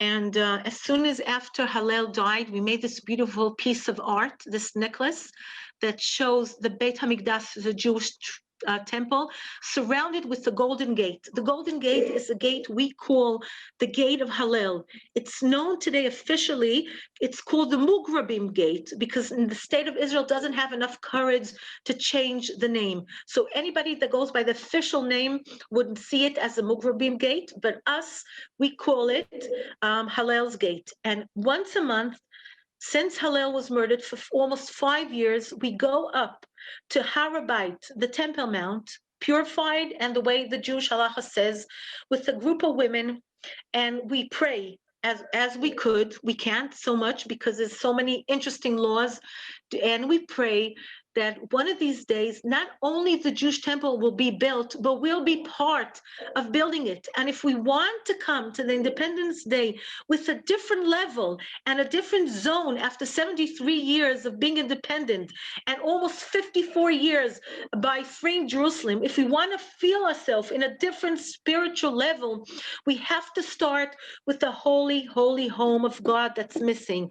And that's working and making sure that the Jewish mountain, Har HaBayit, should be us, coming up, walking there, being able to pray what we cannot do today, coming up in any hour we want what we cannot do today, coming up any which way we want where we cannot do today, showing that we, the Jews, came home. Right now, it's still very, very hard, and it's slowly, but we're working on it month after month, day after day. And this June, this Sivan, will be 5 years that Hillel is not with us. And my husband and I thought to do a large coming up to Har HaBayit, the Jewish mountain, and scream and cry to God that we need to be in a different place, and we're willing to work hard to achieve it. And this is our piece of jewelry that shows, Dafka, this day, I'm coming and talking to you from Kiryat Arba, the place where everything started, the city of patriarchs. But our future is knowing that Jerusalem has to be redeemed and has to change, and we, our generation, could do it. So you can always join us. You're always welcome to come and visit us in Kerem Hillel, or to meet us in the mountain of Har HaBayit. And we'll keep doing what we have to, full of life, because Hillel died, but her spirit is alive. So thank you. And if there's any questions, I'm here. Thank you, Rena. We really appreciate you sharing that story. And we're only not going to Q&A because we do have more speakers in the program. And for those who are in the US, when in Israel, we go soon to Yom Ha'atzmaut, and we transition from this time of pain to a moment of optimism. And I think that's what Rena's story was. She shared a perspective that tells us what real Israeli chutzpah is. Real Israeli chutzpah, not the one that people think about in the negative sense, but is this optimism, this belief that no matter what happened in the past, we can build a future and we can do something better in the world. And thank you for sharing with us that version of Israeli chutzpah, which is the power to believe in tomorrow, the ability to see the world no matter how sad you are and with a different set of eyes. So with that, we wish you the best. And I'm going to hand over to my co-host, Sari Singer from Strength to Strength, who is a powerhouse herself. In fact, if you missed Sari's talk, we interviewed Sari last night because she's a bombing survivor. And she was in a bomb in Jerusalem almost 18 years ago. And this led her to start the organization Strength to Strength to give support to survivors and their families. And with that, I'm going to hand over to Sari. Thanks, Jody. And Rena, I just want to say every time I hear you speak, it gives me such chizuk and such strength in everything I'm doing going forward. Thank you for sharing not only of yourself, but of Halal. To Arnold and to Cheryl, I was on even though I wasn't visible. And these are all dear friends of mine. We're all in this family that none of us asked to join. And the only thing that I can say is that thank God I have these amazing people in my life that give me such strength and such support. And Rena, I can't wait to see you in Israel on my next trip and give you a big hug. And I'm just thinking about you and your family today and always. I would like to talk about, just for a few minutes, introduce our speaker.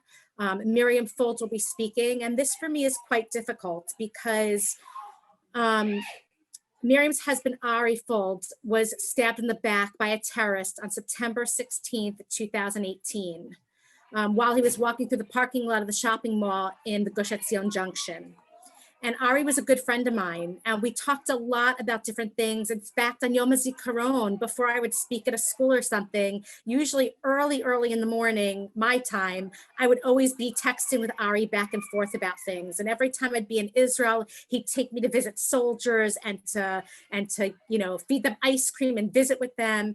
And this was the first person in my life that I knew before they were murdered in a terrorist attack. And it definitely hit me very hard. And that morning, I was up very early for some reason. I woke up at 3:30 in the morning. I couldn't sleep. And I was watching on Facebook this terrorist attack that was videotaped. And I didn't know at the time that it was Ari. And it was just shocking to watch, not knowing the person, but even harder once I knew who it was. And I kept scrambling to try and get information in Israel. Ari, I watched him in the video chase the terrorist after he was stabbed himself, wounding him in order to save other people's lives. And that was the essence of what Ari Folds, who he was. He died as he lived. He died a true hero. He was a good friend. He was a role model to me, an inspiration. And I'm thinking about Miriam and their kids today, and Ari's brother Hillel, who's become a good friend, and all of the family members, his parents today and always. And so with that, I'd really like to introduce to you Miriam Fold, who's going to share some words about Ari for you to get to know him a little bit better as the way we knew him.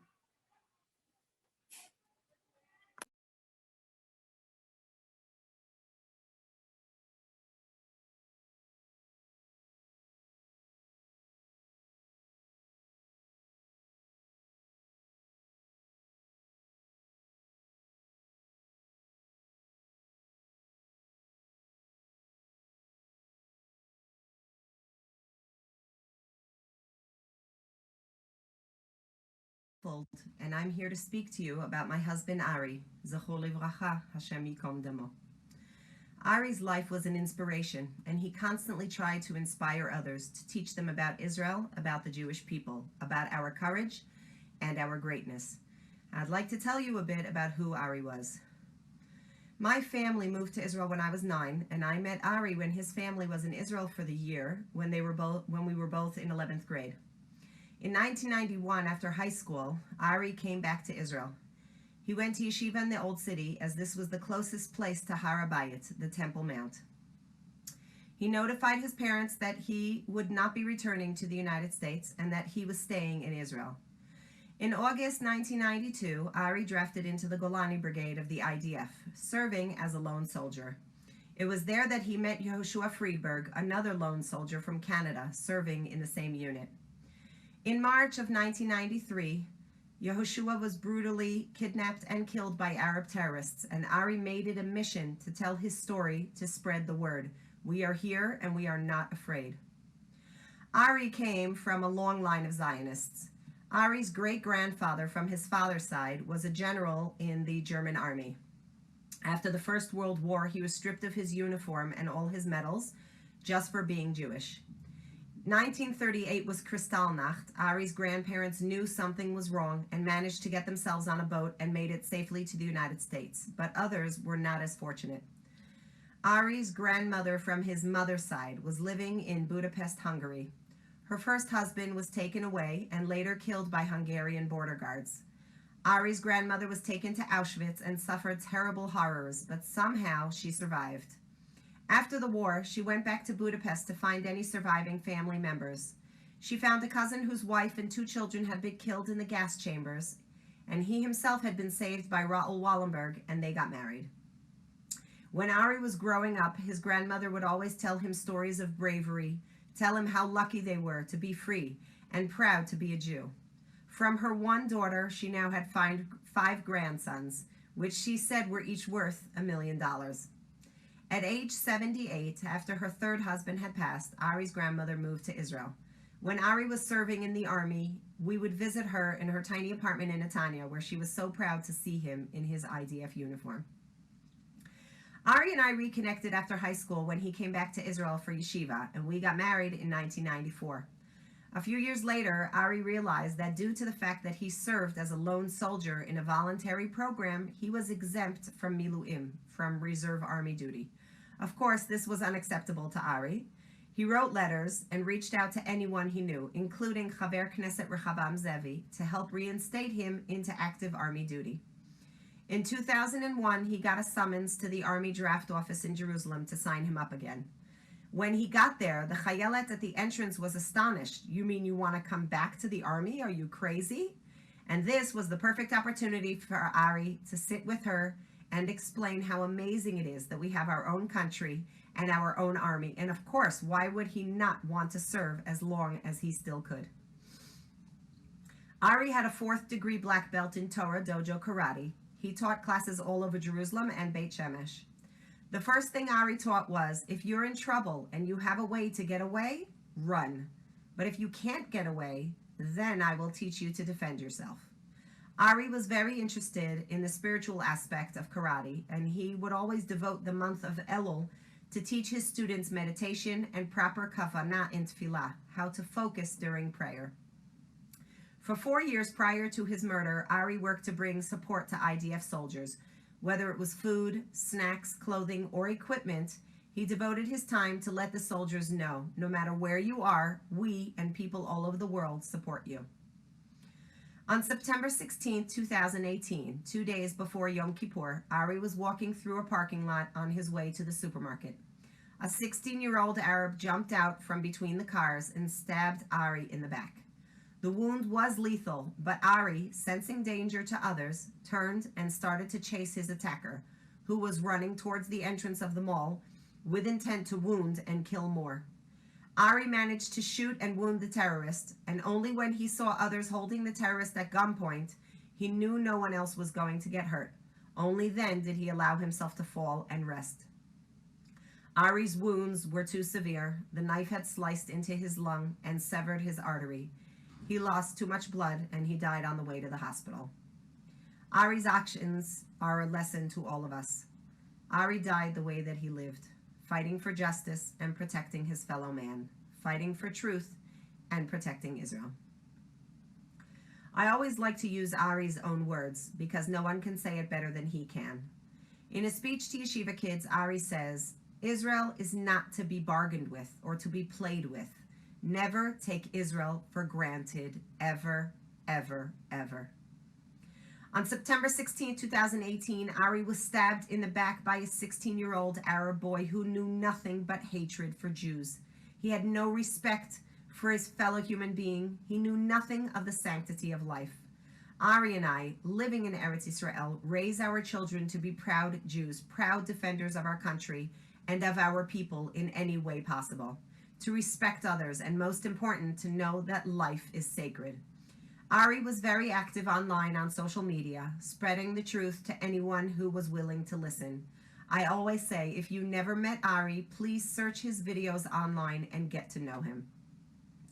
In one of Ari's posts, in response to a terrorist act of a stabbing of a young woman, Ari reaches out to people abroad and he says, "Our goal is simple, not allowing terrorism to win. Terrorism is not about killing people. It's about causing terror, causing fear." Ari goes on to demand, stand with your people, stand with Israel. Don't give up on us, don't give up on yourselves. Life goes on and we get stronger. Ari was a proud Jew, proud of his people and proud of his country. Ari never apologized for who we are, for what we are. That is Tzionut Amitit, true Zionism. Just 80 years ago, Ari's family was being persecuted in Hungary and in Germany for being Jews. And now look where we are. 300 years ago, the dream of Zionism was dreamt from the outside, but now we have our own Jewish state and it belongs to us. The future of the Jewish people is Israel. Ari believed that every Jew, no matter where in the world, should know and appreciate their Jewish heritage and history. When you pick up and read the Tanakh, our Bible, and you come to Israel and walk in the footsteps of your forefathers and the prophets, that's the future of Am Yisrael. On his 45th birthday, Ari's mother asked him, "Ari, haven't you had enough? How long are you going to keep serving in the army?" And his reply to her was simple, "Ima, until I take my last breath." Ari served in the Israeli Defense Forces until the day he died, and he wore his uniform with pride. Ari knew what it meant to fight for something you believe in, to defend a country you love, to protect your people and your nation. Ari spread the truth on many social media platforms. He was equipped with all the facts. Ari knew that he was right. He just needed and wanted to make others understand and see it too. And I want to pray also for the people in Israel to be safe. And I want to ask Kadosh Baruch Hu, I want to ask God to please give us the strength and courage to make the right decisions and to be able to eradicate those who want to destroy us. And remember one thing, we're not living in fear. We are not living in fear. Those days are over, around 80 years ago. So I'm a very proud Israeli Jewish person, very proud. And those creeps, terrorists, will not instill in me fear. Signing off, Ari Fold. Take care. God bless everyone. Ari and I have 4 beautiful children. We raised them to be good people, good Jews, loving and living in Eretz Israel. That is Ari's true legacy, and it lives on through them. Today, Israel celebrates Yom Hazikaron, remembering the fallen. Tomorrow, we celebrate Yom Ha'atzmaut, Israel Independence Day. There is a reason why these 2 days come one after the other, for without the lives of brave, proud people, we would not have our independence. On this day, Yom HaZikaron, we remember 23,928 fallen soldiers, men, women, and children. Because of them, we are here.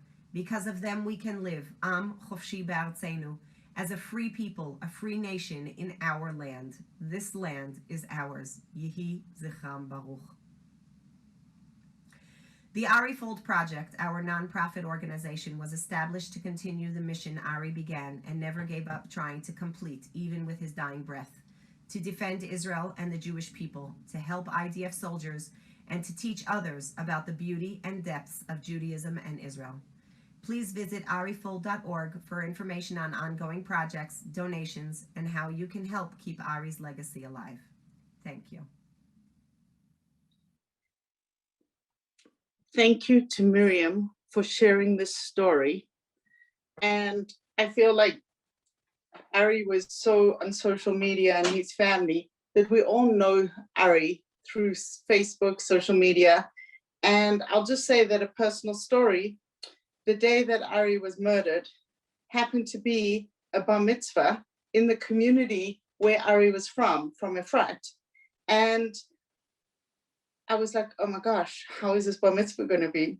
Many of the guests there were personal friends of his, went to shul with him, and I couldn't possibly imagine what this experience would be.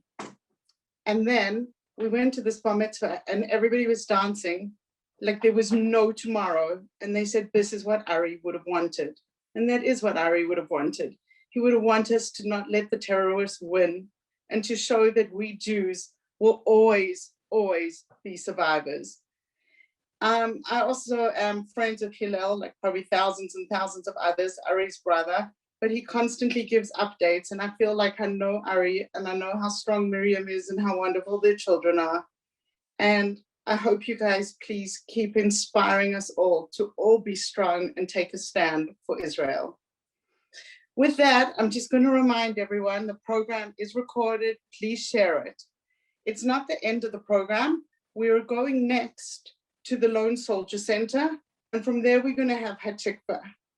And again, I want to say thank you to all our sponsors and partners who helped us make this event possible and helped us reach thousands and thousands of Jews all over the world.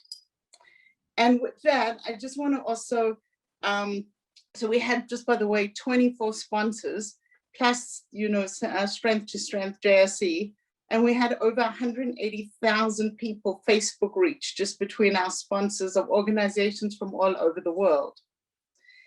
I also want to mention to everyone that, or not mention, I also want to tell people about the Lone Soldier Center. Maybe you may not be familiar what a lone soldier is, but lone soldiers are soldiers who come to Israel without their families to serve in the IDF purely for idealistic reasons. Or sometimes they're kids from troubled homes, or sometimes they're kids from religious homes where their parents don't agree with the ideology of serving in the army. And the Lone Soldier Center provide them a lifeline to give them a sense of community, to support them, a home, and everything, including warm meals. My communities participates monthly in making meals for a center. I've many times hosted the lone soldiers in my home for meals. And it really is an experience to see these young people who come to serve in Israel, often putting their lives at risk. And I sometimes think about kids in the US at the same age who are in college and worrying about what brand of beer and which party. And here kids have chosen to pick up a gun and come support the Jewish people and defend the state of Israel. And we thank you for your service. And with that, Lizzie from the Michael Levine Lone Soldier Center. After that, we'll go straight into Hatikva. And in Israel, we will be transitioning to Yom Ha'atzmaut and celebrating the state of Israel. Thank you. Lizzie. Hi. So just to correct you, sorry, we're not the Lone Soldier Center. We're the Michael Levine base. We're a new nonprofit. We were established about a year ago. Professionals and volunteers who many years of experience with lone soldiers. We felt there was a gap with what lone soldiers were being provided for, as well as we provide for lone banot shirut, because until now there was nobody taking care of them, and they have some of the very similar needs as young people who come here and serve the country, in hospitals and all over the place. We have the support of Michael Levine's parents. They heard that we were starting something new. They gave us the blessing to use his name because this is what Michael was all about, helping people and continuing his dream, and adding the Banot Shirut was something new to add to that. The Michael Levine base is right by the shuk. It's very important. That's where the soldiers and the Banot Shirut, that's where they go. That's where they do their shopping. It's very near to the Tachana Markazit. So when the soldiers are on their way back to base or on their way home from base, we're very conveniently for them. We provide them meals, a place to come, a place to meet one another, a place to get support when they are having trouble in the army. They want to move to a different unit. They don't know how to. The same with the girls. Before they start their service, they have lots of questions. They don't know exactly where they should go when they finish their service. We've been providing until now. We just started just before the corona. So we weren't able to do big events. So we were doing takeaway meals. So we were providing on average once every 2 weeks, over 100 kids were coming to us to take away meals for Shabbat and Chagim. On Pesach, we had about 160 kids came and took massive Pesach packages, which would give them enough for the whole week, including everything for the Seder, meals, all their dry goods that they needed. You know, these kids are here, some of them for the first time making Pesach by themselves. So we really did as much as we could to help them. We're there for them to come to meet with advisors. We have washing machines and dryers that they can use. And now that the corona seems to be leaving us, we hope we're going to be able to start doing Shabbat meals. Yesterday we had a tekes for Yom Hazikaron with Michael's friends, and Michael's parents attended. We also have a mental health therapist who volunteers for us, and she's there once a week for people to see. They can come and see her. Soldiers can see her off the record without going to the army and telling them just if they need someone, because the mental health is really important, especially with the corona year, for them to have somebody they can come and talk to. And another thing we do is the post-service, when they finish the army or they finish their service and they don't know whether they want to go back home, they want to study, or they're looking for a job, we have somebody who helps them. The video that you're about to see was actually made last year for Yom Hazikaron. It features Michael Oren, it features the Levines. We didn't want to mess with the footage. Some of it you'll see talks about this year's corona and we can't go out and we can't do things, but it's such an important, the footage is so important, and it's set out in a way that to start editing it would have made lose something. So I hope you enjoy it, and if anyone is interested in hearing more, help supporting us. We've only been around a year, and obviously we wouldn't still be here if there wasn't a need for another lone soldier, lone banot shirut non-profit organization. So I hope you enjoyed the video.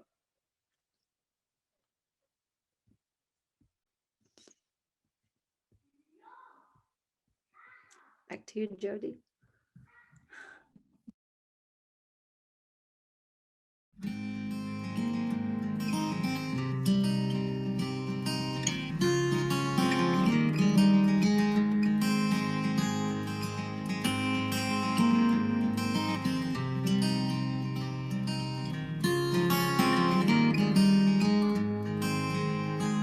אני יושב עכשיו קרוב אל השמיים, מנסה למצוא תשובות לשאלה,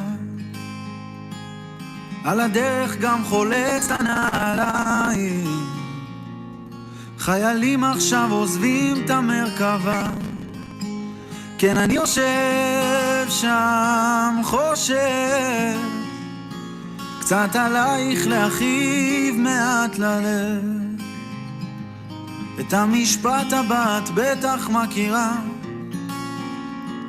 יום יומיים אני בא בחזרה, נגמר, נגמר, נגמר.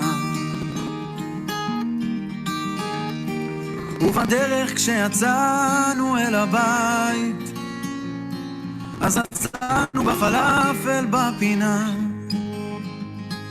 ואנשים שם הסתכלו מחאו כפיים, הגיבורים שלנו אמרו באהבה, ואני עומד שם מסתתר, קצת גדול עליי להיות זה ששומר, ובין ביס לביס עולה בי מחשבה,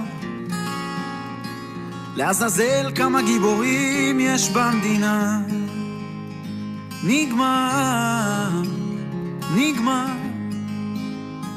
נגמר, נגמר, נגמר, נגמר.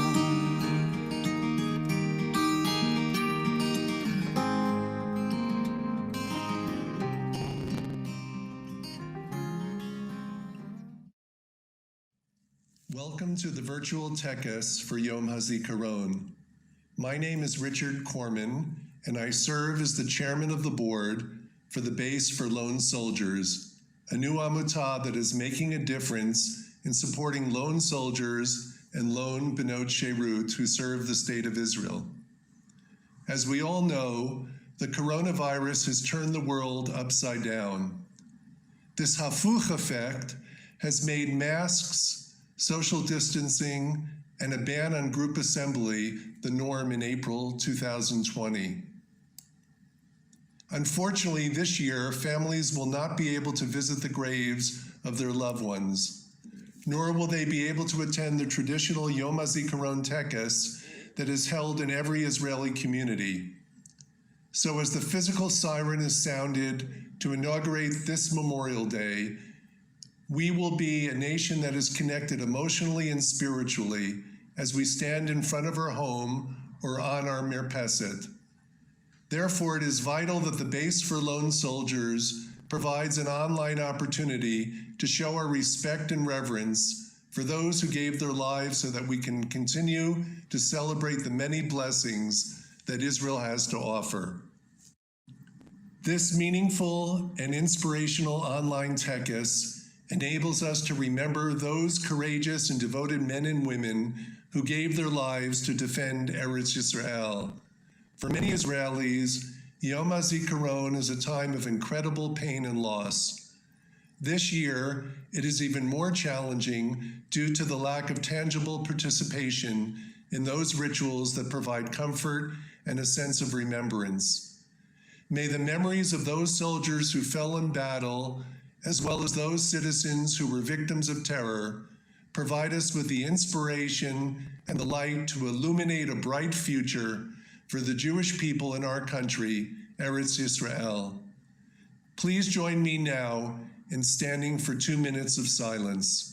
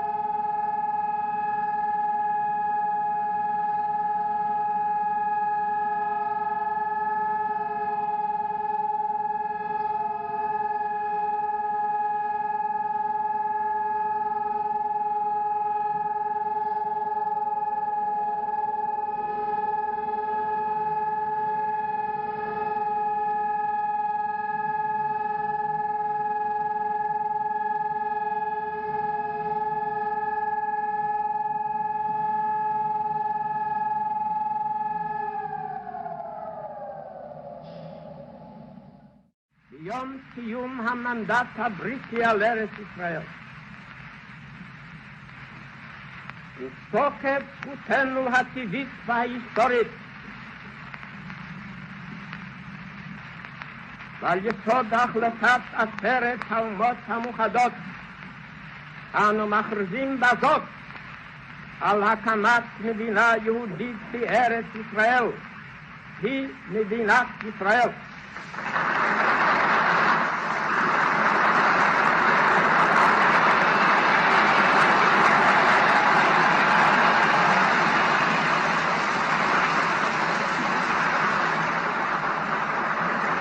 מתוך ביטחון בצור ישראל, הננו חותמים בחתימת ידינו לעדות על הכרזה זו.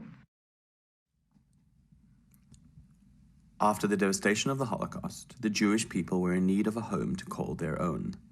On May 14, 1948, following Ben-Gurion's declaration of the State of Israel, the surrounding Arab nations attacked Syria, Egypt, Jordan, and Lebanon. Between 3,500 to 4,000 Israeli soldiers fell fighting for their newly founded state. Many of these were the original lone soldiers as they came from all over the world to defend their new infant nation.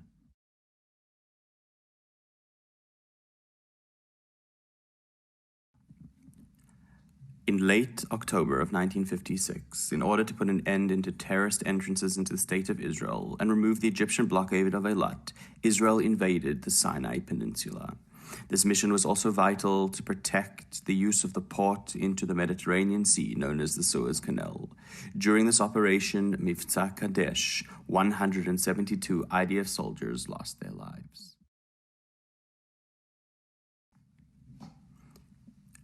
Between June 5th and June 10th of 1967, Israel fought against three of its enemies, Egypt, Jordan, and Syria. In just 6 days after being attacked on all fronts, Israel seized control of the Gaza Strip and the Sinai Peninsula from Egypt, the West Bank, including East Jerusalem from Jordan, and the Golan Heights from Syria, protecting Israel from future attacks. 779 Israeli soldiers lost their lives.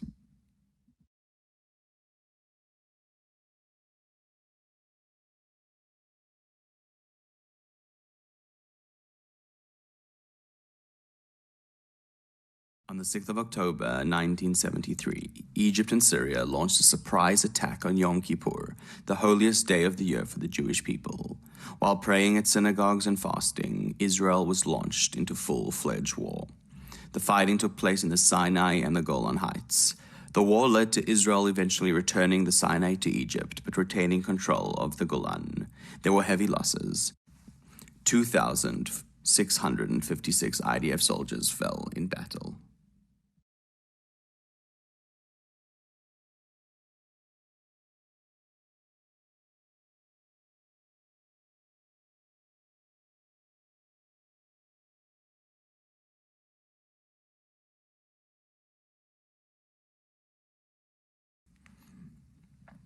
In the beginning of June of 1982, Israel launched the First Lebanon War.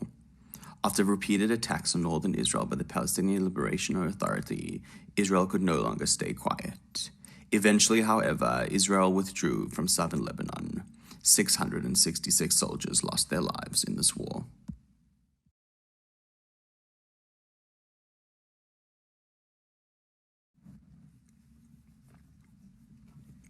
On July 12, 2006, following an attack by Hezbollah, where 2 Israeli soldiers were killed and abducted, Israel launched what today is known as the Second Lebanon War.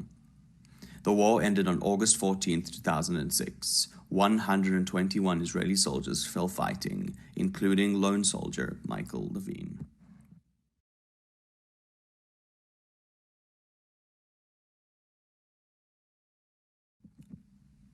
After months of rocket attacks during 2012 on Israel by Hamas, Israel launched Operation Pillar of Defense.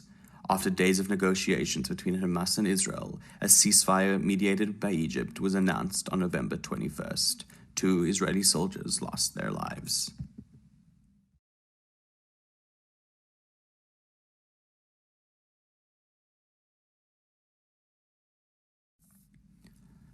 On July 8, 2014, Israel launched a military operation in the Hamas-ruled Gaza Strip. Following the kidnapping and murder of 3 Israeli teenagers, Gilad, Naftali, and Eyal, by Hamas members. The operation also aimed at finding and destroying tunnels that were built by Hamas operatives to use to attack Israeli citizens. The operation ended on August 26th.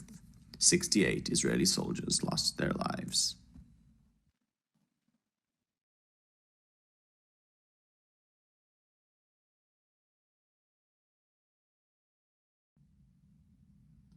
On this, as on every Yom Hazikaron, we remember the many thousands of Israelis, men and women, soldiers and civilians, who have given their lives so that we can be, as we sing in Hatikva, Am Chofshi Ba'altzeinu.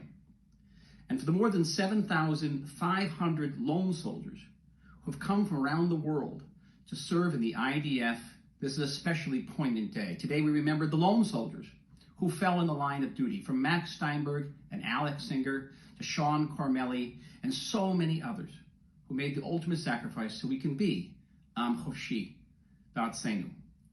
More than 40 years ago, I was a lone soldier, and I know what it is to be without your family here, to be without support, sometimes even to be without clothing and food. Fortunately, today, we have the base which can provide these vital services to lone soldiers and to their families. On this Yom HaZikaron, and on every day, let's salute our lone soldiers and support the base for what they do for our soldiers from abroad. Shalom. Max Steinberg, son of Evie and Stuart Steinberg, was born in Los Angeles in September 1989. In 2012, Max made Aliyah, where he joined the IDF and served as a fighter in the Golani Brigade. Max fell in battle on the 22nd of Tammuz, 5769. He was laid to rest in the military cemetery on Mount Herzl. He was just 24 years old. Yehi Zichro Baruch. Alex Sasaki was born in 1991 in the United States to Shelley and Stephen. He made Aliyah in 2006 and joined the IDF in December of 2017, serving in the Golani Brigade. Alex died during his service on the 25th of March 2019. He was laid to rest in the military cemetery on Mount Herzl in Jerusalem. He was 27 year old. Yeh Zichro Baruch.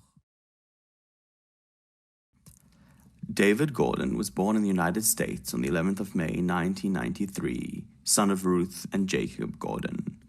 In 2013, David Menachem made Aliyah, and 3 months later, on August 13th, he enlisted into the IDF as a fighter in the Givati Brigade.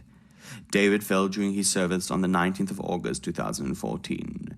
He was laid to rest in the military cemetery on Mount Herzl in Jerusalem. He was 21 years old. Yeh Zichro Baruch.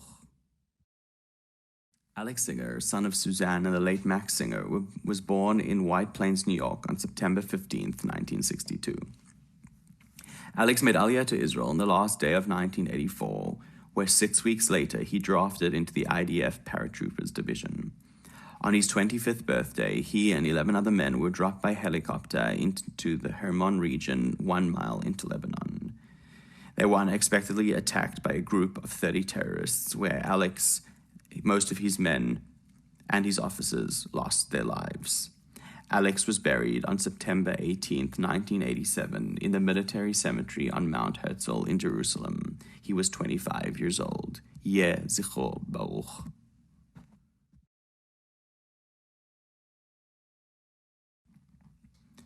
Daniel Haas, the son of Shoshana and Meir, was born on December 29th, 1955, in Cleveland. He made Aliyah in 1979, and in 1980, he joined the Nachal unit in the IDF. When the First Lebanon War broke out, Daniel pleaded with his commanders to let him be drafted for reserve duty. On July 21st of 1982, Daniel led his unit on a patrol near the village of Mansoura in Lebanon. He encountered a terrorist ambush, stormed the enemy, and was sadly killed in the exchange of fire. Daniel was laid to rest in the military cemetery of Mount Herzl in Jerusalem. He was 27 years old. Yeh Zichro Baruch. Abraham Grogan, the son of Pearl and George Cohen, was born on September 11th, 1959 in Phoenix, Arizona. He made Aliyah in 1980 and enlisted into the Golani unit. On August 4th, 1982, his company was fighting in the south of Beirut. Avi was trying to rescue his fellow wounded soldiers and himself was mortally wounded. He continued to fight and to help his fellow soldiers until he succumbed to his own wounds. He was laid to rest on Mount Herzl in Jerusalem. He was 23 years old. Yeh Zichro Baruch. Michael Levine, the son of Harriet and Mark Levine, was born February 17, 1984, in Pennsylvania. Michael made Aliyah at the age of 19 in 2003. In August of 2004, he enlisted into the IDF Paratroopers Brigade. First Sergeant Michael Levine was at home during the breakout of the Second Lebanon War, and upon hearing the news, flew back immediately to go into battle. He fell in battle in the south of Lebanon on the 1st of August 2006. He was laid to rest at the military cemetery on Mount Herzl in Jerusalem. He was 22 years old. Yeh Zichro Baruch.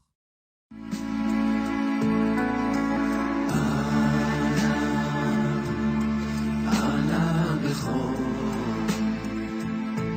גדולת ימינך,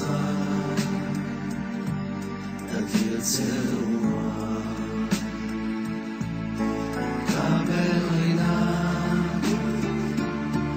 עמך סגדנו, תארנו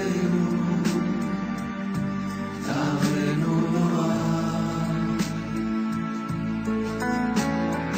אנא בכוח גדולת ימינך, תתיר רוח. קבל רינת עמך, סגדנו תארנו נורא. לגיבור ראשי חוקך, כבבת שערי, רחם תארם, רחמי צדקתך. דמי גמלם, חסין קדוש, חסין קדוש ברוב טובך, נאה לעבדיך. יחיד גאה למחבר, זוכה קדושתך. שרתנו גבר, ושמע צעקתנו, יודע תעלמו.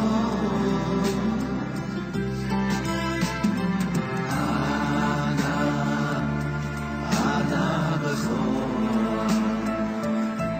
גדולת ימינך, תכיר צרועה. קבל רינת, עמך סגדנו, תארנו נורא. שרתנו גבר, ושמע צעקתנו, יודע תעלמו.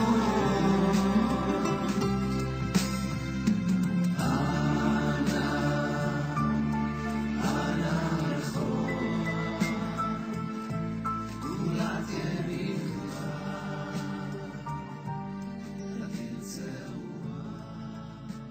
On Yom Hazikaron, we not only commemorate the fallen soldiers from war and terror, but we too commemorate the fallen innocent victims of terror attacks. These innocent civilians were just trying to live their lives as they have done so many days and years before. May their memories forever be a blessing. Hi, my name is Norman Blousting, and before I get started, I want to wish everyone to be healthy and safe during this terrible time that the world is experiencing.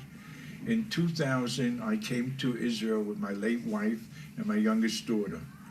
Fast forward to 2001, May 29th of 2001, we were driving to Jerusalem so we could give tzedakah and I could daven mincha before going to America.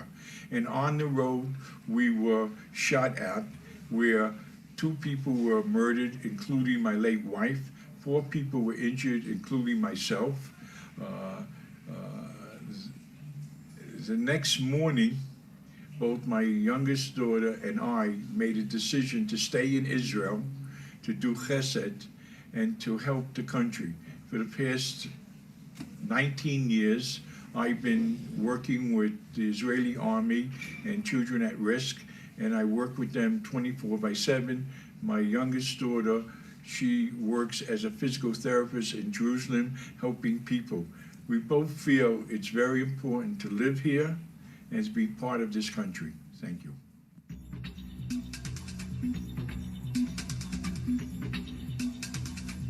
מי שברוח אבותינו, אברהם, יצחק ויעקב, הוא יברך את חיילי צבא ההגנה לישראל, הוא יברך את חיילי צבא ההגנה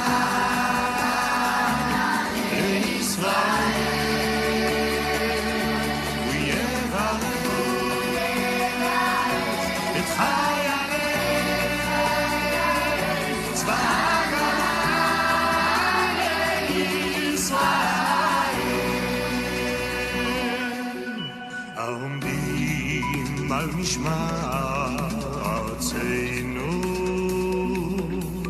וערי אלוהינו, מן הלבנון ועד מדבר מצרים, ומן הים הגדול עד לבוא הערבה, ביבשה באוויר ובים,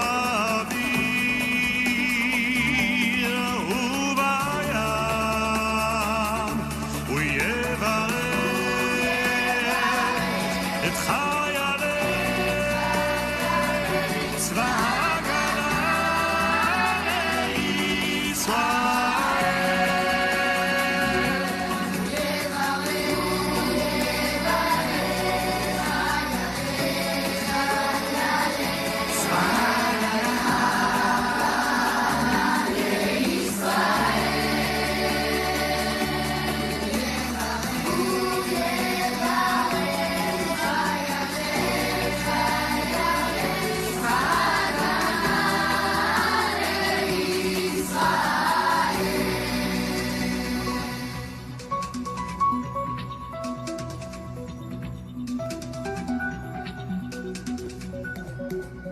ייתן אדוני את אויבינו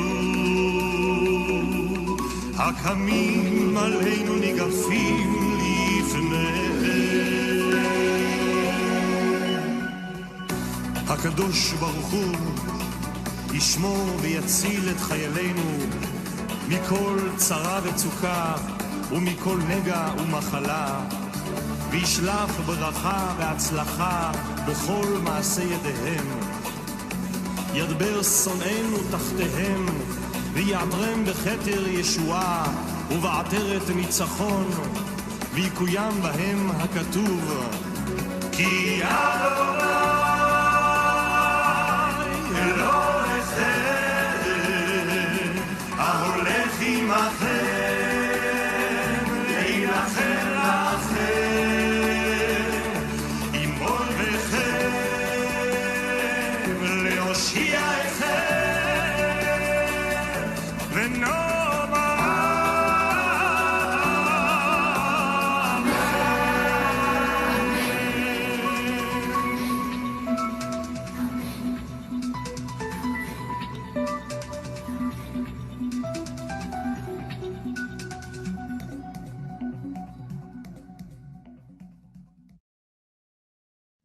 תפילת אל מלא רחמים.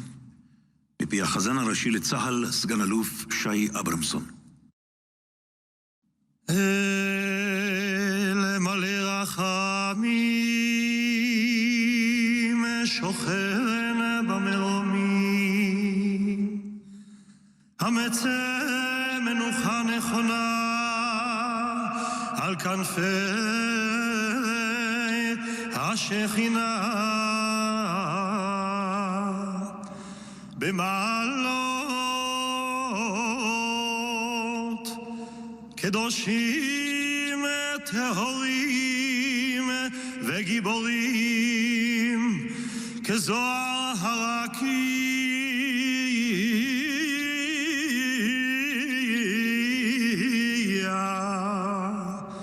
מאירים ומזהירים לנשמות חללי מערכות ישראל שנפלו במלחמות ישראל, בפעולות הגנה, תגמול וביטחון בעת מילוי תפקידם ובעת שירותם, ושחרפו נפשם למות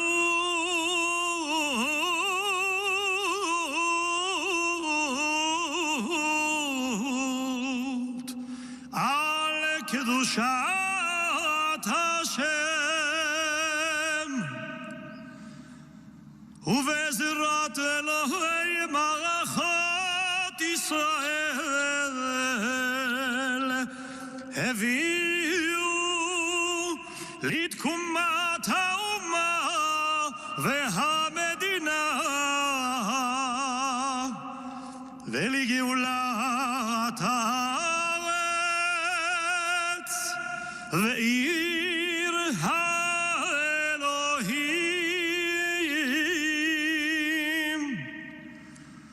ולכל מי שנרצחו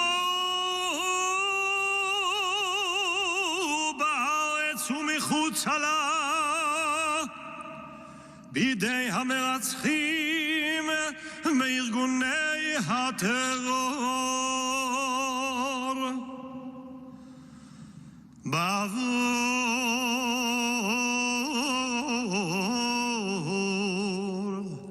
שאנו מתפללים לעילוי נשמותיהם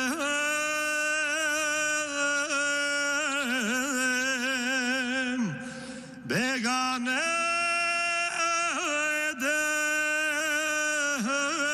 עדן תהא מנוחתם. לכן בעל הרחמים יסתירם בסתר כנפיו לעולמים,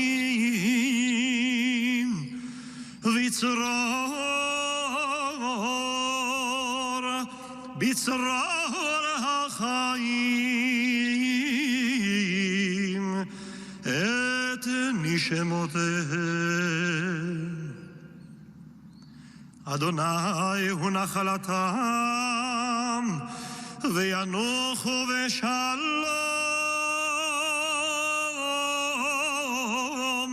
על משכבותם ויעמדו לגורלם לקץ הימים. ונאמר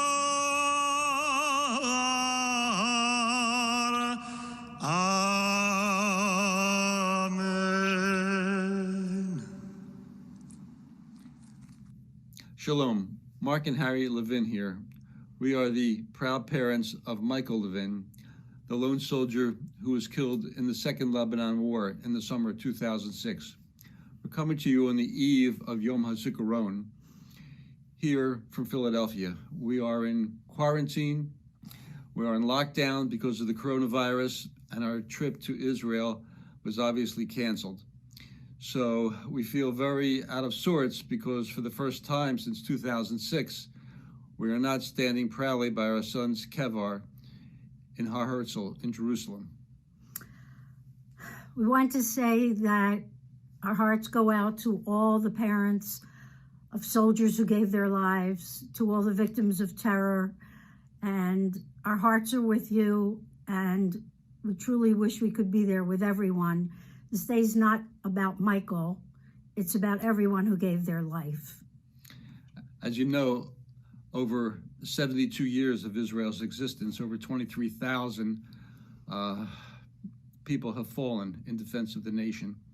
And we don't consider our son any more of a hero than the other people that gave their lives in defense of Israel.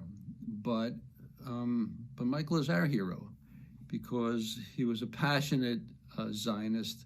He loved Israel and he wanted to spend his life there. He made Aliyah as a young boy and served in the paratroop brigade, 890 San Chanim. He was a sergeant, and he was home on leave in the summer of 2006 when the war broke out, and rushed back to join his unit. He was told upon arrival that his unit was just briefed and transferred north, and he was supposed to stay in Hebron for guard duty. And Michael said, I didn't join the IDF, and I didn't come to Israel for guard duty. He says, I want to know where my unit is, and I want to join them. And they wouldn't tell him. Long story short, after making dozens of calls, he finally found out where they were. He rushed up to join the unit just prior to their entrance into Lebanon, and he was told that he didn't have permission to do that. And Michael was a very, very determined young man, and argued and fought until his commanding officer just gave in. And Michael joined his unit when they went into Lebanon. This is the first Yom. This is only the second Yom Hazikaron that I have not been in Israel, and the first one was extremely hard. Not being with people who have gone through what we have, who understand why Michael sacrificed his life. And I have a feeling this one's not going to be any easier.